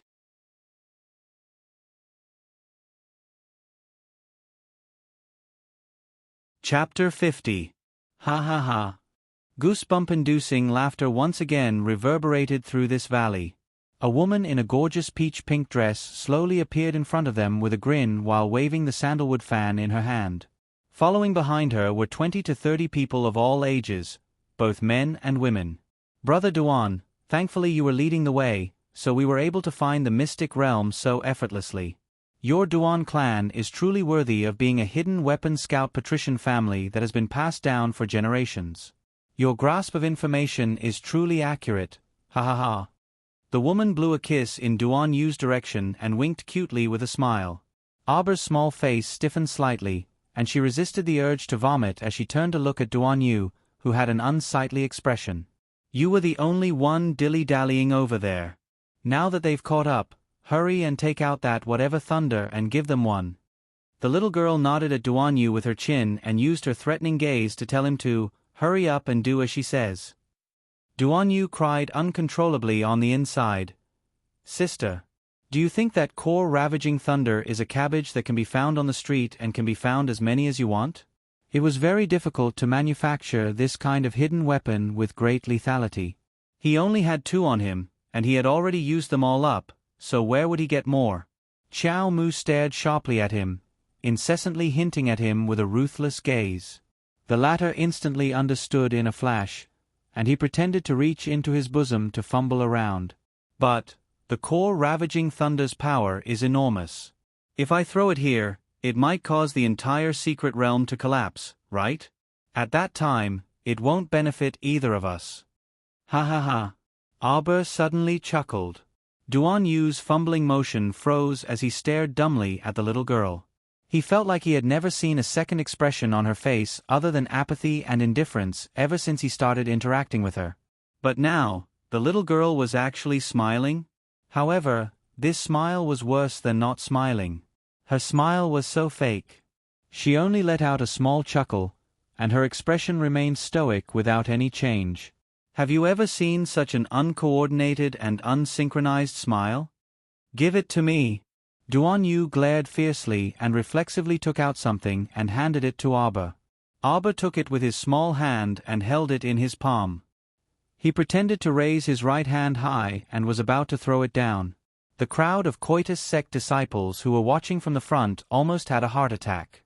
The woman screamed, "Stop, stop, stop, stop. Little girl, let's talk it over, let's talk it over." Arbor expressionlessly turned to the people from Acacia sect.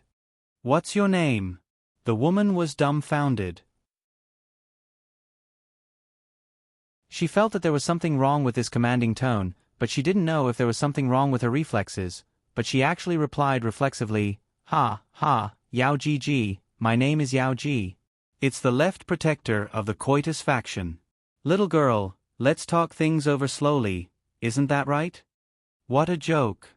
With the power of the core ravaging thunder, a single one of them could really destroy this secret realm. At that time, no one would be able to escape unscathed. What was the point of that? The Coitus sect was here to seek wealth. How could they just watch as so many magnetite mines in this mystic realm were about to be destroyed? How could one enter a treasure mountain and return empty-handed? Just thinking about it made one's heart ache.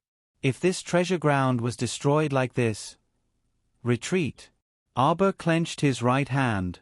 The people from Coitus sect subconsciously took 2 steps back. Suddenly, someone screamed from the crowd, "Io, there's something..." Whoosh, whoosh, whoosh. It was as if several bolts of lightning flashed before everyone's eyes. The people who were attacked all fell to the ground in pain and clutched their wounds. Their complexions instantly darkened.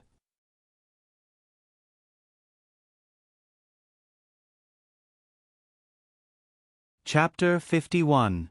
Arbor raised her eyebrows. From her angle, she just happened to see 4 of Coitus sect's disciples fall down in an instant. The unlucky person closest to her line of sight had not even been on the ground for a minute before his entire body turned into a dark green color. His eyes bulged and a dark green liquid flowed from the corner of his mouth. His head was tilted to one side and he was no longer breathing. It was obvious that he had been killed by a fatal poison in an instant. What a strong poison. It didn't even give people a chance to take the medicine and caused them to die on the spot. What's that? Yao Ji turned her head with a chill running down her spine. She caught a glimpse of a white light flitting past the corner of her eye.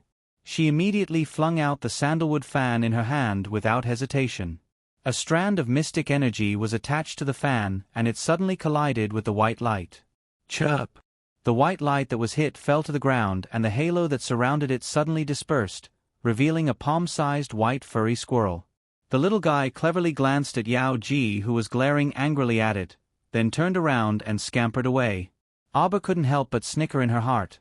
When this little white mouse appeared, it was flashy and savage, biting 3 or 4 people to death in a matter of minutes. I didn't expect it to be such a coward, turning around and running away when it saw the situation wasn't right. It's just that the direction it ran in without a head or tail. Yao Ji gnashed her teeth. She grabbed the sandalwood fan that had flown back into her hand and chased after the white squirrel with 2 leaps. She once again attached mystic energy to the sandalwood fan in her hand and attacked the little white mouse's head with lightning speed. Arbor took a deep breath and suddenly raised the black ferrule that slid out of her sleeve, blocking Yao Ji's attack head-on at an extremely fast speed. The moment the 2 forces collided, the black ferrule in Arbor's hand emitted a strong black halo and blocked Yao Ji's attack with a bang. Arbor's small hand that was tightly holding the ferrule was covered with tiny beads of sweat. She lowered her head to look at Inky in her hand and happily stroked it. Inky seemed to feel the little girl's joyous mood and a layer of black mist floated on its surface. If it wasn't for Mo's strength, she would have definitely been sent flying by Yao Ji's charge. The moment the 2 of them came into contact, Arbor could clearly feel that the cultivation of the woman in front of her was not just a little bit higher than hers. Mo had blocked 80% of the power for her, and she had blocked the remaining 20%. However, her hand that was holding onto Mo still felt a faint pain. It was clear how strong that woman was. Arbor could feel the strength of the enemy. His heart was filled with fighting spirit, and his eyes shone brightly. Yao Ji's eyes widened in an instant as she stared at the little girl in front of her in shock. How could that be? She was well aware of her strength. She was a genuine peak level 7 mystic cultivator. With her cultivation, she could see through her opponent's cultivation with a glance. She was merely a level 3 mystic cultivator. He had not even reached rank 3 lower tier, but why? A level 3 mystic cultivator could actually block an all-out attack from a peak level 7 mystic cultivator? What kind of joke was this? Who would believe such a thing? Chirp! The little white mouse's eyes that were the size of croton beans revealed a human-like glint of tears. It stretched out its 2 short forelimbs and bounced toward Arbor with an expression of a savior asking for a hug. Arbor was momentarily speechless. The little white mouse reacted extremely quickly and swiftly climbed up Arbor's white skirt. After it reached Arbor's back, it buried its head in Arbor's hair and rubbed back and forth. Chirp, chirp. The little white mouse grabbed a strand of Arbor's long hair and swayed its fluffy tail with an inexplicable expression of intoxication.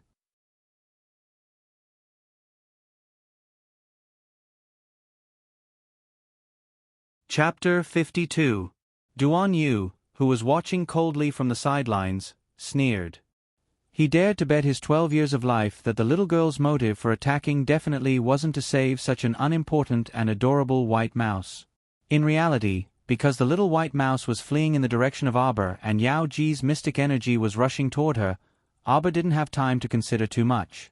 She could only meet the attack head-on in order to block it without suffering any injuries. She was merely saving the little white mouse in passing. At this time, Arbor's face was stoic as she pulled the little white squirrel from her back to her eyes in disdain and casually tossed it aside. With a whoosh, the pitiful little mouse was immediately tossed away by a certain child, and it was carried away by the wind. Duan Yu's mouth twitched. He really didn't want to ridicule this savage child. Shouldn't a normal little girl be very happy to see such a furry and adorable creature? It was obvious that this black-hearted person wearing the skin of a little girl in front of him wasn't a little girl at all. Chirp, squeak, squeak. The little white mouse's bean-sized eyes were brimming with pitiful tears as it quickly hopped back. It followed the hem of Arbor's clothes and used its 2 short front paws to grab onto a corner of her clothes. Arbor looked down and saw that clever little white mouse using its small, black eyes to look at her like a human. It swung around while tugging on the corner of her clothes before jumping onto her waist and slipping back onto her shoulder with a swish. Arbor was baffled. Where did this lively little white mouse pop out from? From her knowledge in her previous life, there were generally 2 types of mystic realms. One type was a mystic realm of inheritance set up by an otherworldly expert, a grotto heaven or an immortal's abode.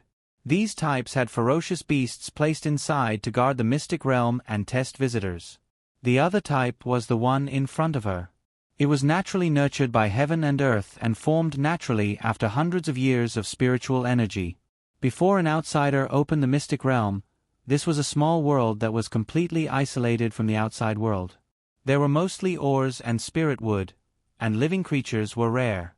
Unless it was a mystic realm that formed after thousands or tens of thousands of years and formed its own natural laws, it could form a complete living world. At least, she had never heard of a poisonous squirrel appearing in this mystic realm in her previous life. Squeak, squeak, squeak. The little white mouse jumped excitedly on her shoulder. It blinked its small black eyes and a fawning expression appeared on its furry little face. Qiao Mu's small hand grabbed the white mouse again. Just as she was about to fling it thousands of miles away so that it would not be able to get close again, mystic energy that suddenly condensed from all directions froze her in place. The dense profound energy congealed into a substantial cloud, completely pressing down on her body. What's more, the profound energy in the entire mystic realm from all directions was unceasingly gathering in her direction. This strange movement was quickly detected by Yao Ji and the others. Each and every one of them widened their eyes in fright as they looked left and right, watching as the flowing profound energy passed by them and went straight to the little girl's side without any reluctance. How could this be? Yao Ji was so shocked that her eyeballs almost fell out of their sockets. What was this stinky girl doing all of a sudden? Until a nearby coitus sect disciple asked in a trembling voice, "Little girl, are you refining all the profound energy in the mystic realm? How is that possible?" Yao Ji immediately let out a screech like a turkey. Her eyes stared straight at Arbor. What kind of joke is this? She's still so young, forcefully refining all the profound energy in this mystic realm won't give her any benefits. She'll only explode.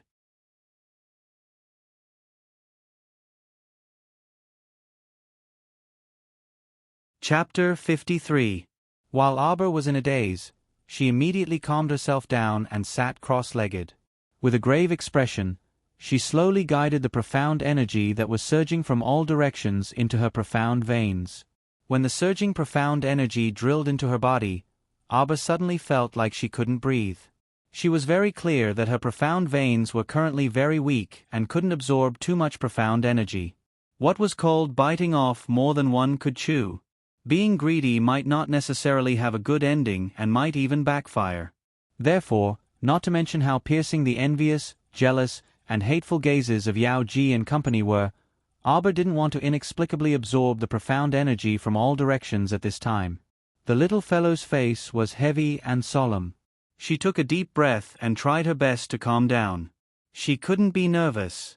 The more anxious the situation was, the calmer her heart was, and she couldn't lose her composure. She was suddenly stunned.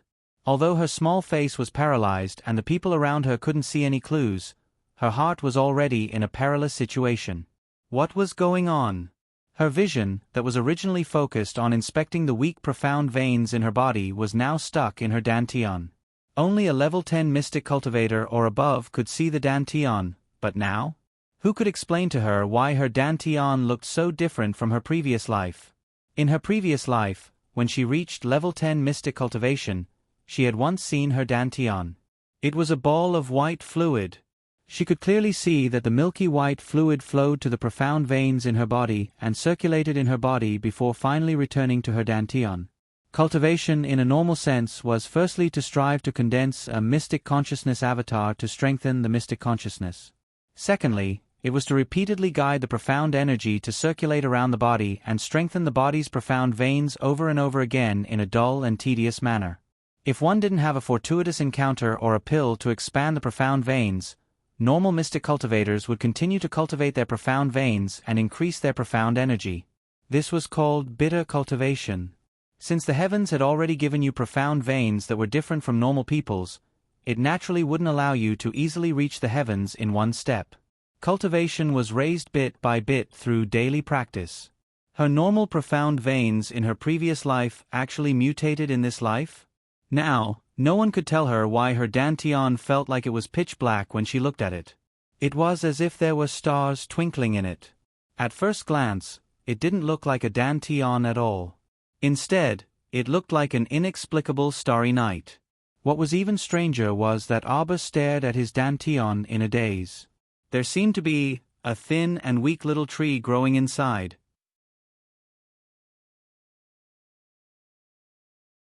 It looked weak and could fart at any time. But whose dantian could grow trees? What was the meaning of such a strange thing? Auber felt that her little brain wasn't enough. She felt like she was about to explode on the spot. Was it okay for this tree to grow in her dantian?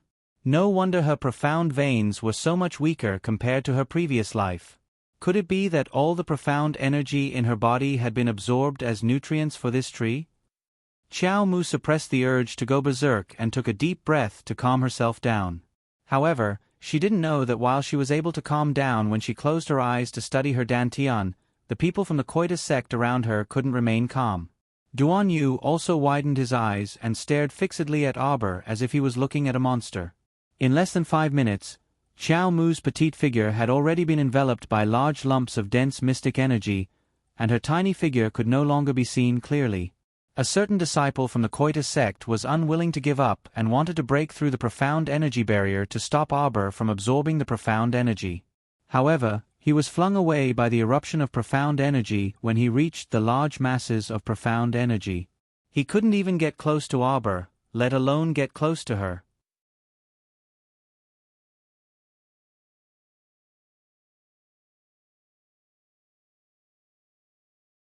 Chapter 54. That dantian, which resembled a galaxy, was currently endlessly absorbing the rich mystic energy that poured into it like a tide. Auber could even see that unreliable sapling stretching out its thin branches in great comfort. How infuriating! The mystic energy that she painstakingly cultivated was all absorbed by that sickly tree? It ate meat in big mouthfuls and didn't even leave her a mouthful of soup? Where was the justice in this? Arbor was overwhelmed with grief and indignation. She simply forgot that the mystic energy that was pouring in from all directions wasn't the result of her painstaking cultivation. It was simply a freebie. Moreover, there was no data that indicated that the mystic energy that she painstakingly cultivated day and night was all absorbed by the sapling. The sapling expressed that it wouldn't take the blame for this. Duan Yu opened his mouth, and his gaze met the old hag from the Coitus sect before shifting away. Sitting down openly at this time and crazily absorbing the profound energy here in front of everyone from Coitus sect, only this savage girl would be able to do such a deranged thing. Duan Yu was completely unaware of Arbor's suffering. Arbor was still feeling bitter inside. She was forced to absorb the mystic energy purely to nourish the sapling. Who could she find to reason with? Yao Ji and the others were the most infuriated. They originally wanted Feng Er to take the mystic energy here for her own use, but now... No matter how little mosquito meat there was, there should at least be some. Yao Ji promptly sat down cross-legged, looking like she was about to enter a cultivation state immediately. The Coitus sect disciples looked at each other before glaring covetously at Duan Yu across from them. 15 minutes later, Yao Ji angrily flung her sleeves and stood up because she discovered that she was purely wasting time. She sat there for half a day, yet she didn't even absorb a drop of mystic energy. This was simply inconceivable. She originally thought that the D*MN girl would explode and die in a few minutes, but in reality, it didn't happen. After such a long time, the little girl still sat there perfectly fine and continued to absorb mystic energy. Yao Ji's eyes were filled with fury, and she threw a glance at her subordinates. Several Coitus sect disciples braced themselves and rushed toward Arbor's figure that was enveloped in mystic energy. Their sabers flashed as they shouted angrily. Then, after those few unlucky bastards were blasted out by the dense profound energy, there was no more after that. He simply couldn't injure the wretched lass who was wrapped in layers of profound energy, nor could he stop her from absorbing it. Yao Ji was so depressed that she was about to die. She could only shift her gaze to the surrounding magnetite mines. With a wave of her hand, she said, "Take all the magnetite away." The 20 or so Acacia sect disciples looked at each other with a bitter look on their faces. There were a lot of magnetite mines in the mountains here. Would the 20 of them be able to finish mining in a few months? Hurry up! If the people from the other 4 gates follow us, we'll have no chance. Yao Ji pointed forward with both hands, and the 20 or so disciples all stepped forward, preparing to run towards the mine. Suddenly, the ground beneath their feet began to tremble. The entire earth was shaking, and the 20 or so disciples immediately fell and rolled on the ground. Yao Ji barely managed to steady herself, and she turned to look at Duan Yu with an unsightly expression. What happened? Duan Yu was also astonished. The paradise is about to collapse? What? Yao Ji's face instantly turned green as if she had swallowed feces. What kind of joke was this? She hadn't even fished out a single strand of hair from the paradise, all right?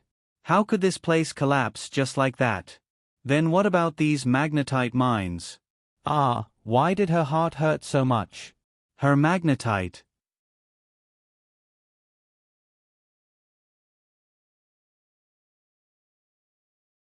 Chapter 55. Yao Ji madly charged toward the magnetite mine, and the 20 or so subordinates couldn't stop her. Halfway there, her subordinates pounced on Yao Ji one after another, hugging her waist and thighs as they held her down. They repeatedly exclaimed, "Lord Yao Ji, don't.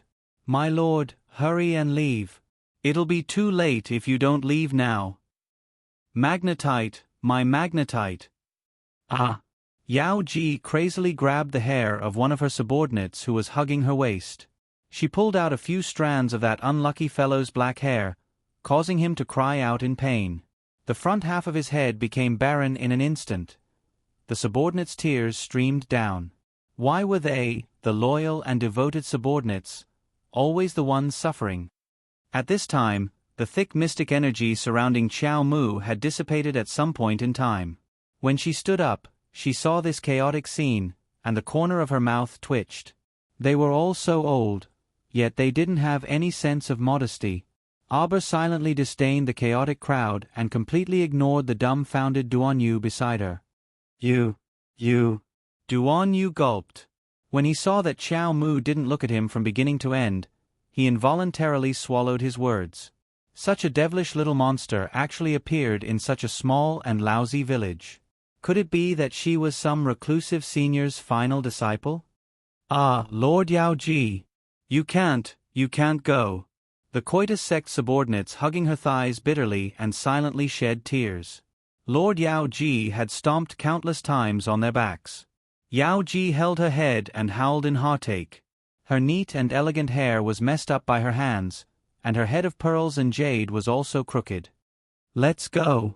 Yao Ji recovered her clarity at the last moment and fiercely glared at Arbor. She turned around and led the coitus sect disciples toward the tunnel they came from. However, the tunnel actually disappeared. The group stood there dumbfounded as they watched the tunnel that connected the Mystic Realm's valley to the outside world warp and disappear before their eyes. The entire Mystic Realm was in the midst of collapse, so it was normal for the tunnel to disappear. Because at this time, even the surroundings of the valley were being squeezed continuously. The magnetite mine that was originally very far away from them seemed to be pushing towards them step by step. Yao Ji's pupils shrank, her face filled with horror. The speed at which this secret realm was collapsing was too fast. In less than a few minutes, the magnetite mines around them had already pushed in front of them. The circle of 20 to 30 people was continuously shrinking, and the terror in their eyes was about to overflow. Stupid girl, I'll kill you. It was all this wretched girl's fault. If she had not rashly absorbed all the profound energy in this place, how could such a strange change have occurred? Even if she died, she would drag this wretched girl down with her. As the outer ring shrank, they stood less than 100 feet from where they stood. Before they knew it, Arbor and Duan Yu had arrived beside Yao Ji and the others. Yao Ji could reach out and pat Arbor's back, and Arbor was carefully looking at the peach blossom forest and lake that were evaporating bit by bit as the secret realm collapsed. Sigh, she let out a long sigh. In her previous life, the paradise that produced so many fresh and juicy peaches was destroyed just like that. Her heart also ached. Originally, she could have used it to temporarily avoid disaster, but now it was completely gone. While she was pondering, Yao Ji's sinister face and mystic energy-covered palm approached her from behind. Arbor was about to dodge when he suddenly heard Yao Ji and the others shriek. When he turned around, he saw more than 20 people falling down like dumplings. A large hole had opened up in the ground at some point in time. Arbor glanced at it and suddenly felt the air beneath his feet as he also fell down. Squeak, chirp chirp. The white squirrel panicked when it saw Xiao Mu running away, and it pounced on her in a panic.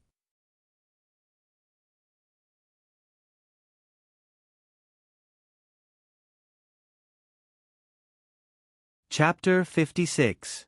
The dozens of people's moods rose and fell like they were on a roller coaster. They thought they would be paralyzed from the fall, but they landed on the ground in the blink of an eye. They returned to the stone forest where they entered the mystic realm. A bunch of people rolled around defenselessly, their bodies bruised from all kinds of hard rocks. Xiao Mu was quite lucky and plopped down on the back of Duan Yu's head. She looked up at the sky in confusion. She reflexively extended a fair and tender hand and watched as a round, fist-sized pearl slowly fell into her hand. The youth's face turned green on the spot. He arched his head, and his handsome face flushed red. Arbor quickly patted his butt and stood up. Duan Yu stood up as if there were springs under his feet and angrily glared at Xiao Mu.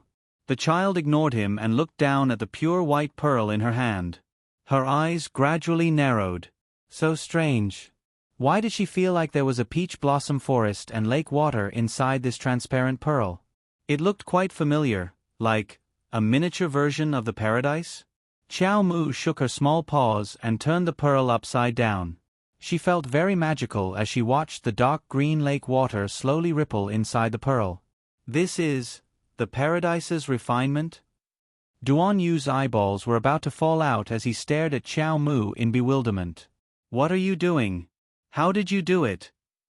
He thought this child was only refining and absorbing the mystic energy inside the paradise. He didn't expect her to be so deranged as to refine the entire paradise. This method of directly refining a mystic realm only existed in secret histories. Duan Yu had once read about it in an ancient book, but it was completely different from seeing it with his own eyes. No wonder the paradise was collapsing. Think about it, the entire paradise was refined by the child, so how could it not collapse? What reason was there for it not to collapse?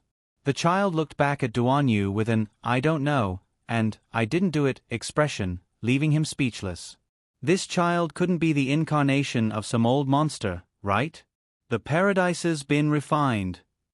Yao Ji reacted in an instant, unable to conceal the greed in her eyes.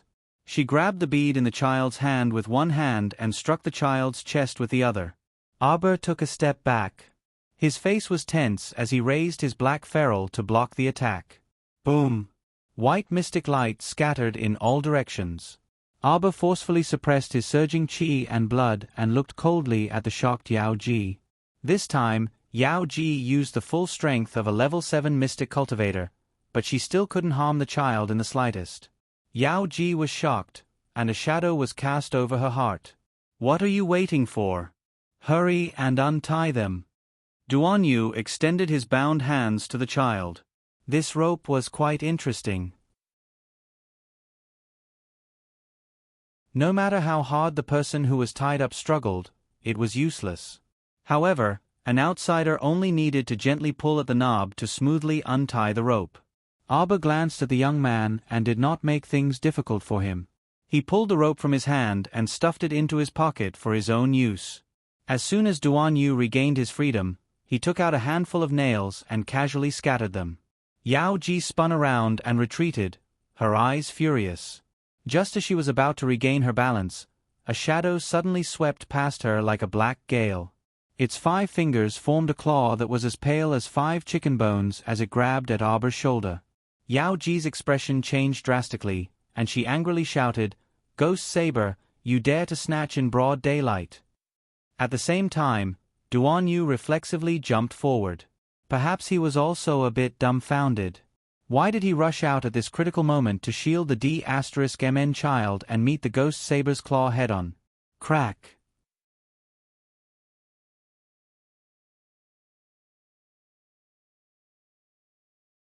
Chapter 57.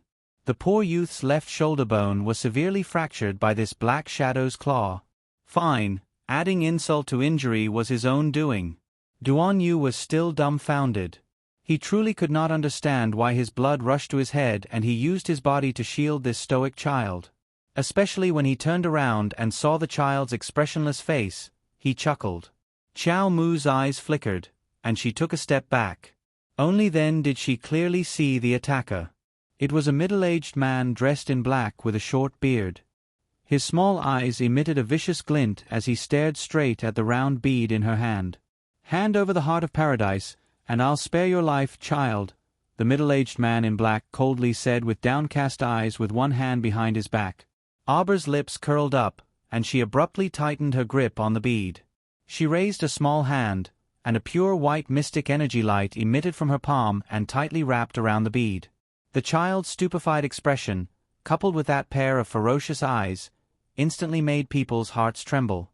Duan Yu glanced at the man in black and scoffed. "You want to take back something that fell into the child's hands?" Duan Yu had to hand it to her for being so naive despite her age. "You can give it a try. Will you snatch it faster or will I destroy it faster? At worst, we'll break up, and everyone can forget about it," the child said coldly as she stared at the man in black. Even though the large group of sect disciples brought by the man in black were glaring at her, the child's expression remained stoic. However, her clear eyes radiated a vicious aura, and her back was ramrod straight. Her entire body exuded an aura of sharpness. "Good, good, good, good." The middle-aged man in black glared venomously at the child. "Child, you're ruthless enough. You have some guts. Then tell me, what conditions do you want in exchange for giving the heart of paradise to me?" "You can't give it to him. Ghost Saber." You old bastard. I was the one who discovered the paradise first, and your ghost sect wants to interfere.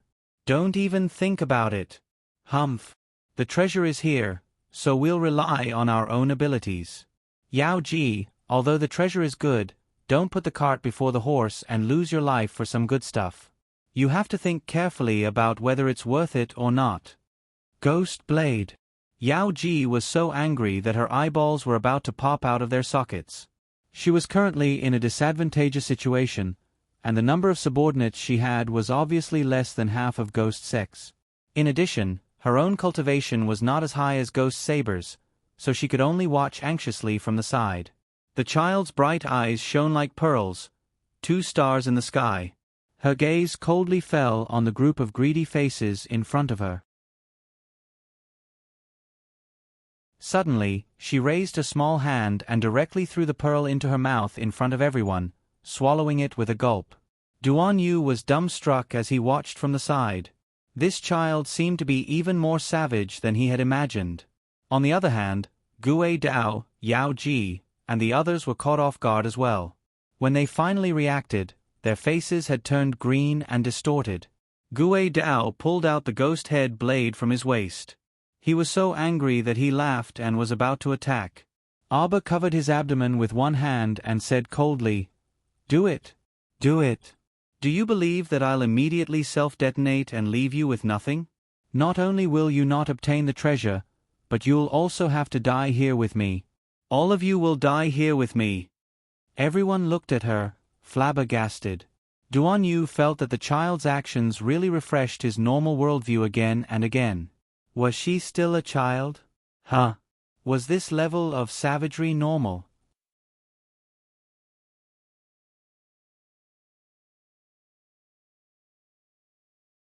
Chapter 58. Ghost Saber released a murderous aura as he glared at the child in front of him. His clenched fists made cracking sounds. "Kill me! Kill me! Come!" The child took a step forward with every word. Her soft and adorable voice sounded abnormally vicious in everyone's ears. Not to mention Duan Yu, even the surrounding people's worldviews were refreshed again and again. They felt that this child's viciousness was abnormal. "You don't dare to attack? If you don't dare to attack, then die. Don't block the way. Trash." The child sneered with contempt in her eyes. "You." Ghost Saber was so angry that he wished for nothing more than to slap this D***MN girl to death. Ever since he became an elder of the Ghost Sect, he could do whatever he wanted. He had never been as sullen as he was today. D***MN girl, you're too arrogant and don't know the immensity of heaven and earth. Ghost Saber shouted and grabbed at the child's slender arm with his left hand. "Today, I'll let you know the difference in strength. Self-detonation? You don't have a chance." Huh? The distance between them was quite close, so Ghost Saber looked like he could easily capture her with this grab. "Careful." Duan Yu hastily threw out a concealed weapon, but Ghost Saber did not even look at it and blocked it with his arm. He was focused on capturing the child. It would not be too late for him to cut open her stomach and take out the heart of paradise after he captured this brat and ruthlessly tortured her. Whoosh! To his surprise, the child flicked out a rope and quickly wrapped it around Ghost Saber's left arm. Before he could react, the child fiercely tightened the rope in his hand and kicked off with his left arm. The little one easily leaped over and sat on Ghost Blade's shoulder. The rope wrapped around Ghost Blade's left arm and quickly wrapped around his body. With a tight grip, the little one grabbed Ghost Blade's arm in his palm. Ghost Saber's current posture was strange. His left arm was draped over his right shoulder by the rope, and Duan Yu's nail had hit his arm. The child was facing him and happened to sit on the back of his hand. He was so angry that he raised his free right hand and was about to punch the back of the child's head. Bam! Child wasn't someone to be trifled with. She was one step ahead of him and slammed the ferrule on Ghost Blade's head. She quickly pressed the ferrule against his neck and said sternly, "Come on. Let's see who dies first." All around him were stiff figures and their eyes were wide open. Who could tell them, who was the one who taught this ghost-like child? Was he born cruel or something? Gue Dao felt the sticky blood dripping from his head. It dripped down his forehead and landed on the child's body. The child, however, completely turned a blind eye to it. She still had that wooden little face, but her eyes were abnormally bright. "Old man, tell your men to go and kill those people." Yao Ji's expression changed. "Don't play tricks. You know that. Perhaps I might not have been able to kill you just now. But now, we're so close to each other. Even if I can't kill them, I'll definitely drag you down with me." The child's eyes were inches away from his face. Ghost Blade felt like he could bite the child's head off like a ball if he opened his mouth. However, he couldn't move.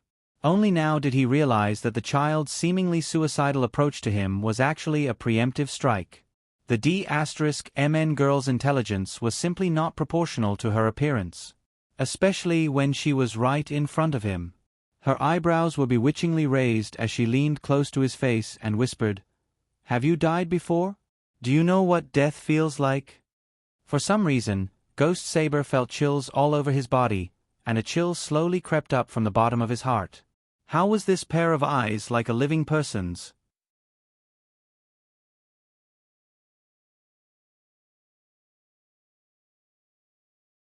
Chapter 59.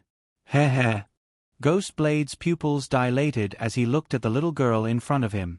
She made a sound that sounded like she was laughing, but her face didn't move at all, and there was no smile in her eyes. Her voice and expression were two completely different worlds. She was clearly a cute little girl, but she didn't have the slightest hint of softness and cuteness. Instead, he felt that she was filled with an eerie ghostly aura. It wasn't an exaggeration to say that this child was more like a ghost than the members of the ghost sect. "What are you waiting for? Do it." A hint of impatience appeared in Arba's eyes. Yao Ji started to look nervous. "Ghost Blade, think carefully. Even if you kill us now, with this girl's inhumane and rotten personality, she won't give you the heart of paradise. Why don't we work together? Kill them." Arba suddenly exerted more force on the ferrule and pressed it down on Ghost Blade's neck. "Otherwise, you'll accompany me to the hell of all evil. Don't be afraid. Hell isn't as scary as you think. It's just a bit empty, desolate, and silent. That's all." Ghost Blade's body trembled. He didn't want to admit that he was actually scared by this ghostly girl in front of him. "Little Jojo, you're being naughty again." Suddenly, an ethereal and gentle voice came close and reached her side in a moment. It was the voice of that god of plague. Student Arbor was a bit confused. Why did it feel like she was running into that god of plague everywhere? While she was thinking, her little body broke free of Ghost Blade's grip and was pulled over by a strong suction force. She flopped twice and fell into a certain person's arms. Slap. The beautiful young man in white reached out his hand and slapped the child's buttocks heavily with a calm expression. His calm expression was completely inconsistent with his decisive action. Xiao Mu even felt her but hurt from the force of the slap, and her old face instantly flushed red. What the hell? Adding up her 2 lifetimes, she was already more than 30 years old. Yet, she was actually spanked by a demonic young man in broad daylight. This. The heavens clearly showed where the human heart was. A certain child who was about to throw a tantrum turned his head to glare at the youth and kicked him with his leg. She didn't know why, but she always felt that this young man's smiling, gentle and intelligent appearance was suppressing a violent heart. It was clearly a jade-like, handsome face that was like a spring breeze, but it actually made her feel the savagery and ruthlessness in the depths of his eyes, as well as the anger that surged along with it. The little kid was a little scared for no reason. Then, he became angry. How could he be scared? Thinking of this, he couldn't help but raise his voice. "What are you doing? Let them kill each other. How do you want to end it after you've dealt with them?" The young man's voice was gentle, completely ignoring the dagger-like glint in the child's deliberately widened eyes. Xiao Mu looked at his smiling eyes and subconsciously swallowed her saliva. For some reason, she felt a little guilty. She then angrily flung her sleeves. What was she feeling guilty about? A certain child reacted quickly and glared at him angrily. What does it have to do with you? Pa. Her little butt was hit again. The smelly brat's attack was even heavier than before. She was so angry that her old face turned ashen. Her little teeth rubbed against each other, and she wanted nothing more than to bite off the young man's slightly tanned neck. How dare he? Spanking her butt again and again? Actually, there was no third way, but Xiao Mu was really furious. Life isn't easy. You have to cherish it. Emolienne stared at her with a solemn and serious gaze and stopped smiling like a spring rain.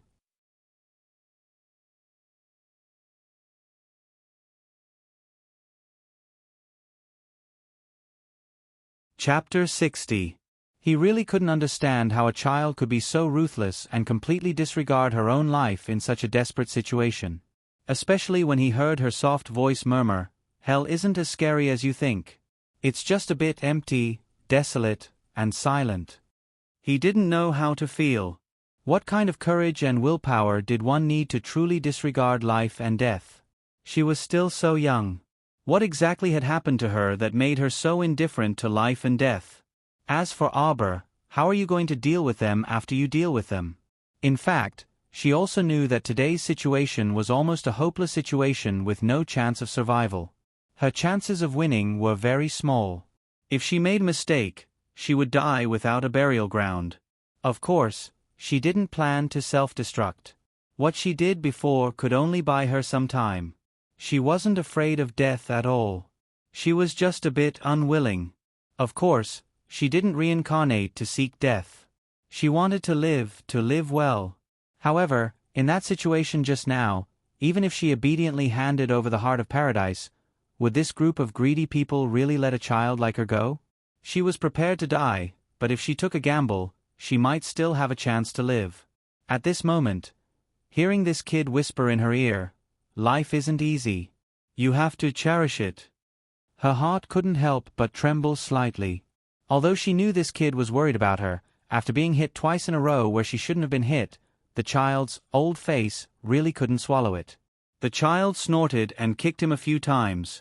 She looked down and saw that Crown Prince Lien's fine white robe had 7 or 8 black footprints printed on it. "Let go," the child said with a stoic face. Emolienne shook his head and hugged her even tighter. He patted her back twice.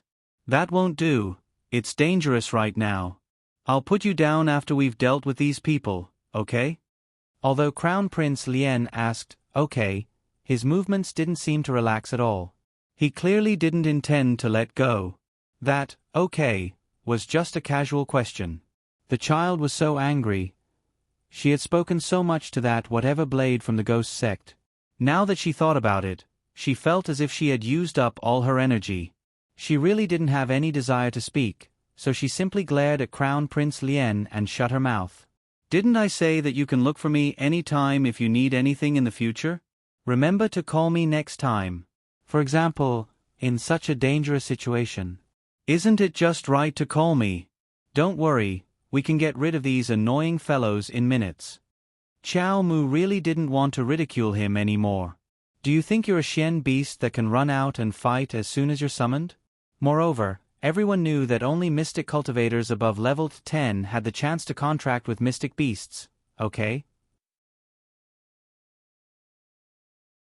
With her current cultivation as a little level 3 mystic cultivator, she should see reality as soon as possible. Emolienne smiled as she looked at the child's puffy cheeks. "You don't believe me? Look." His slender fingers slightly pointed upwards, and Auber's eyes involuntarily looked up. His almond eyes, which were originally slightly squinted, suddenly widened. Fire! Bright red, scalding flames, each the size of a fist, descended from the sky like a celestial maiden scattering flowers and attacked the flabbergasted ghost saber, Yao Ji, and the others. Xiao Mu reflexively reached out to cover her head, but she quickly discovered that the flames didn't come at her head at all. Instead, they directly bypassed her and Crown Prince Lien and chased after the others with whooshing sounds. Before long, half of the stone forest was engulfed in a sea of fire. You're tuning in to the Narrate and Escape YouTube channel. Don't forget to subscribe and join us on this journey to catch the most captivating stories.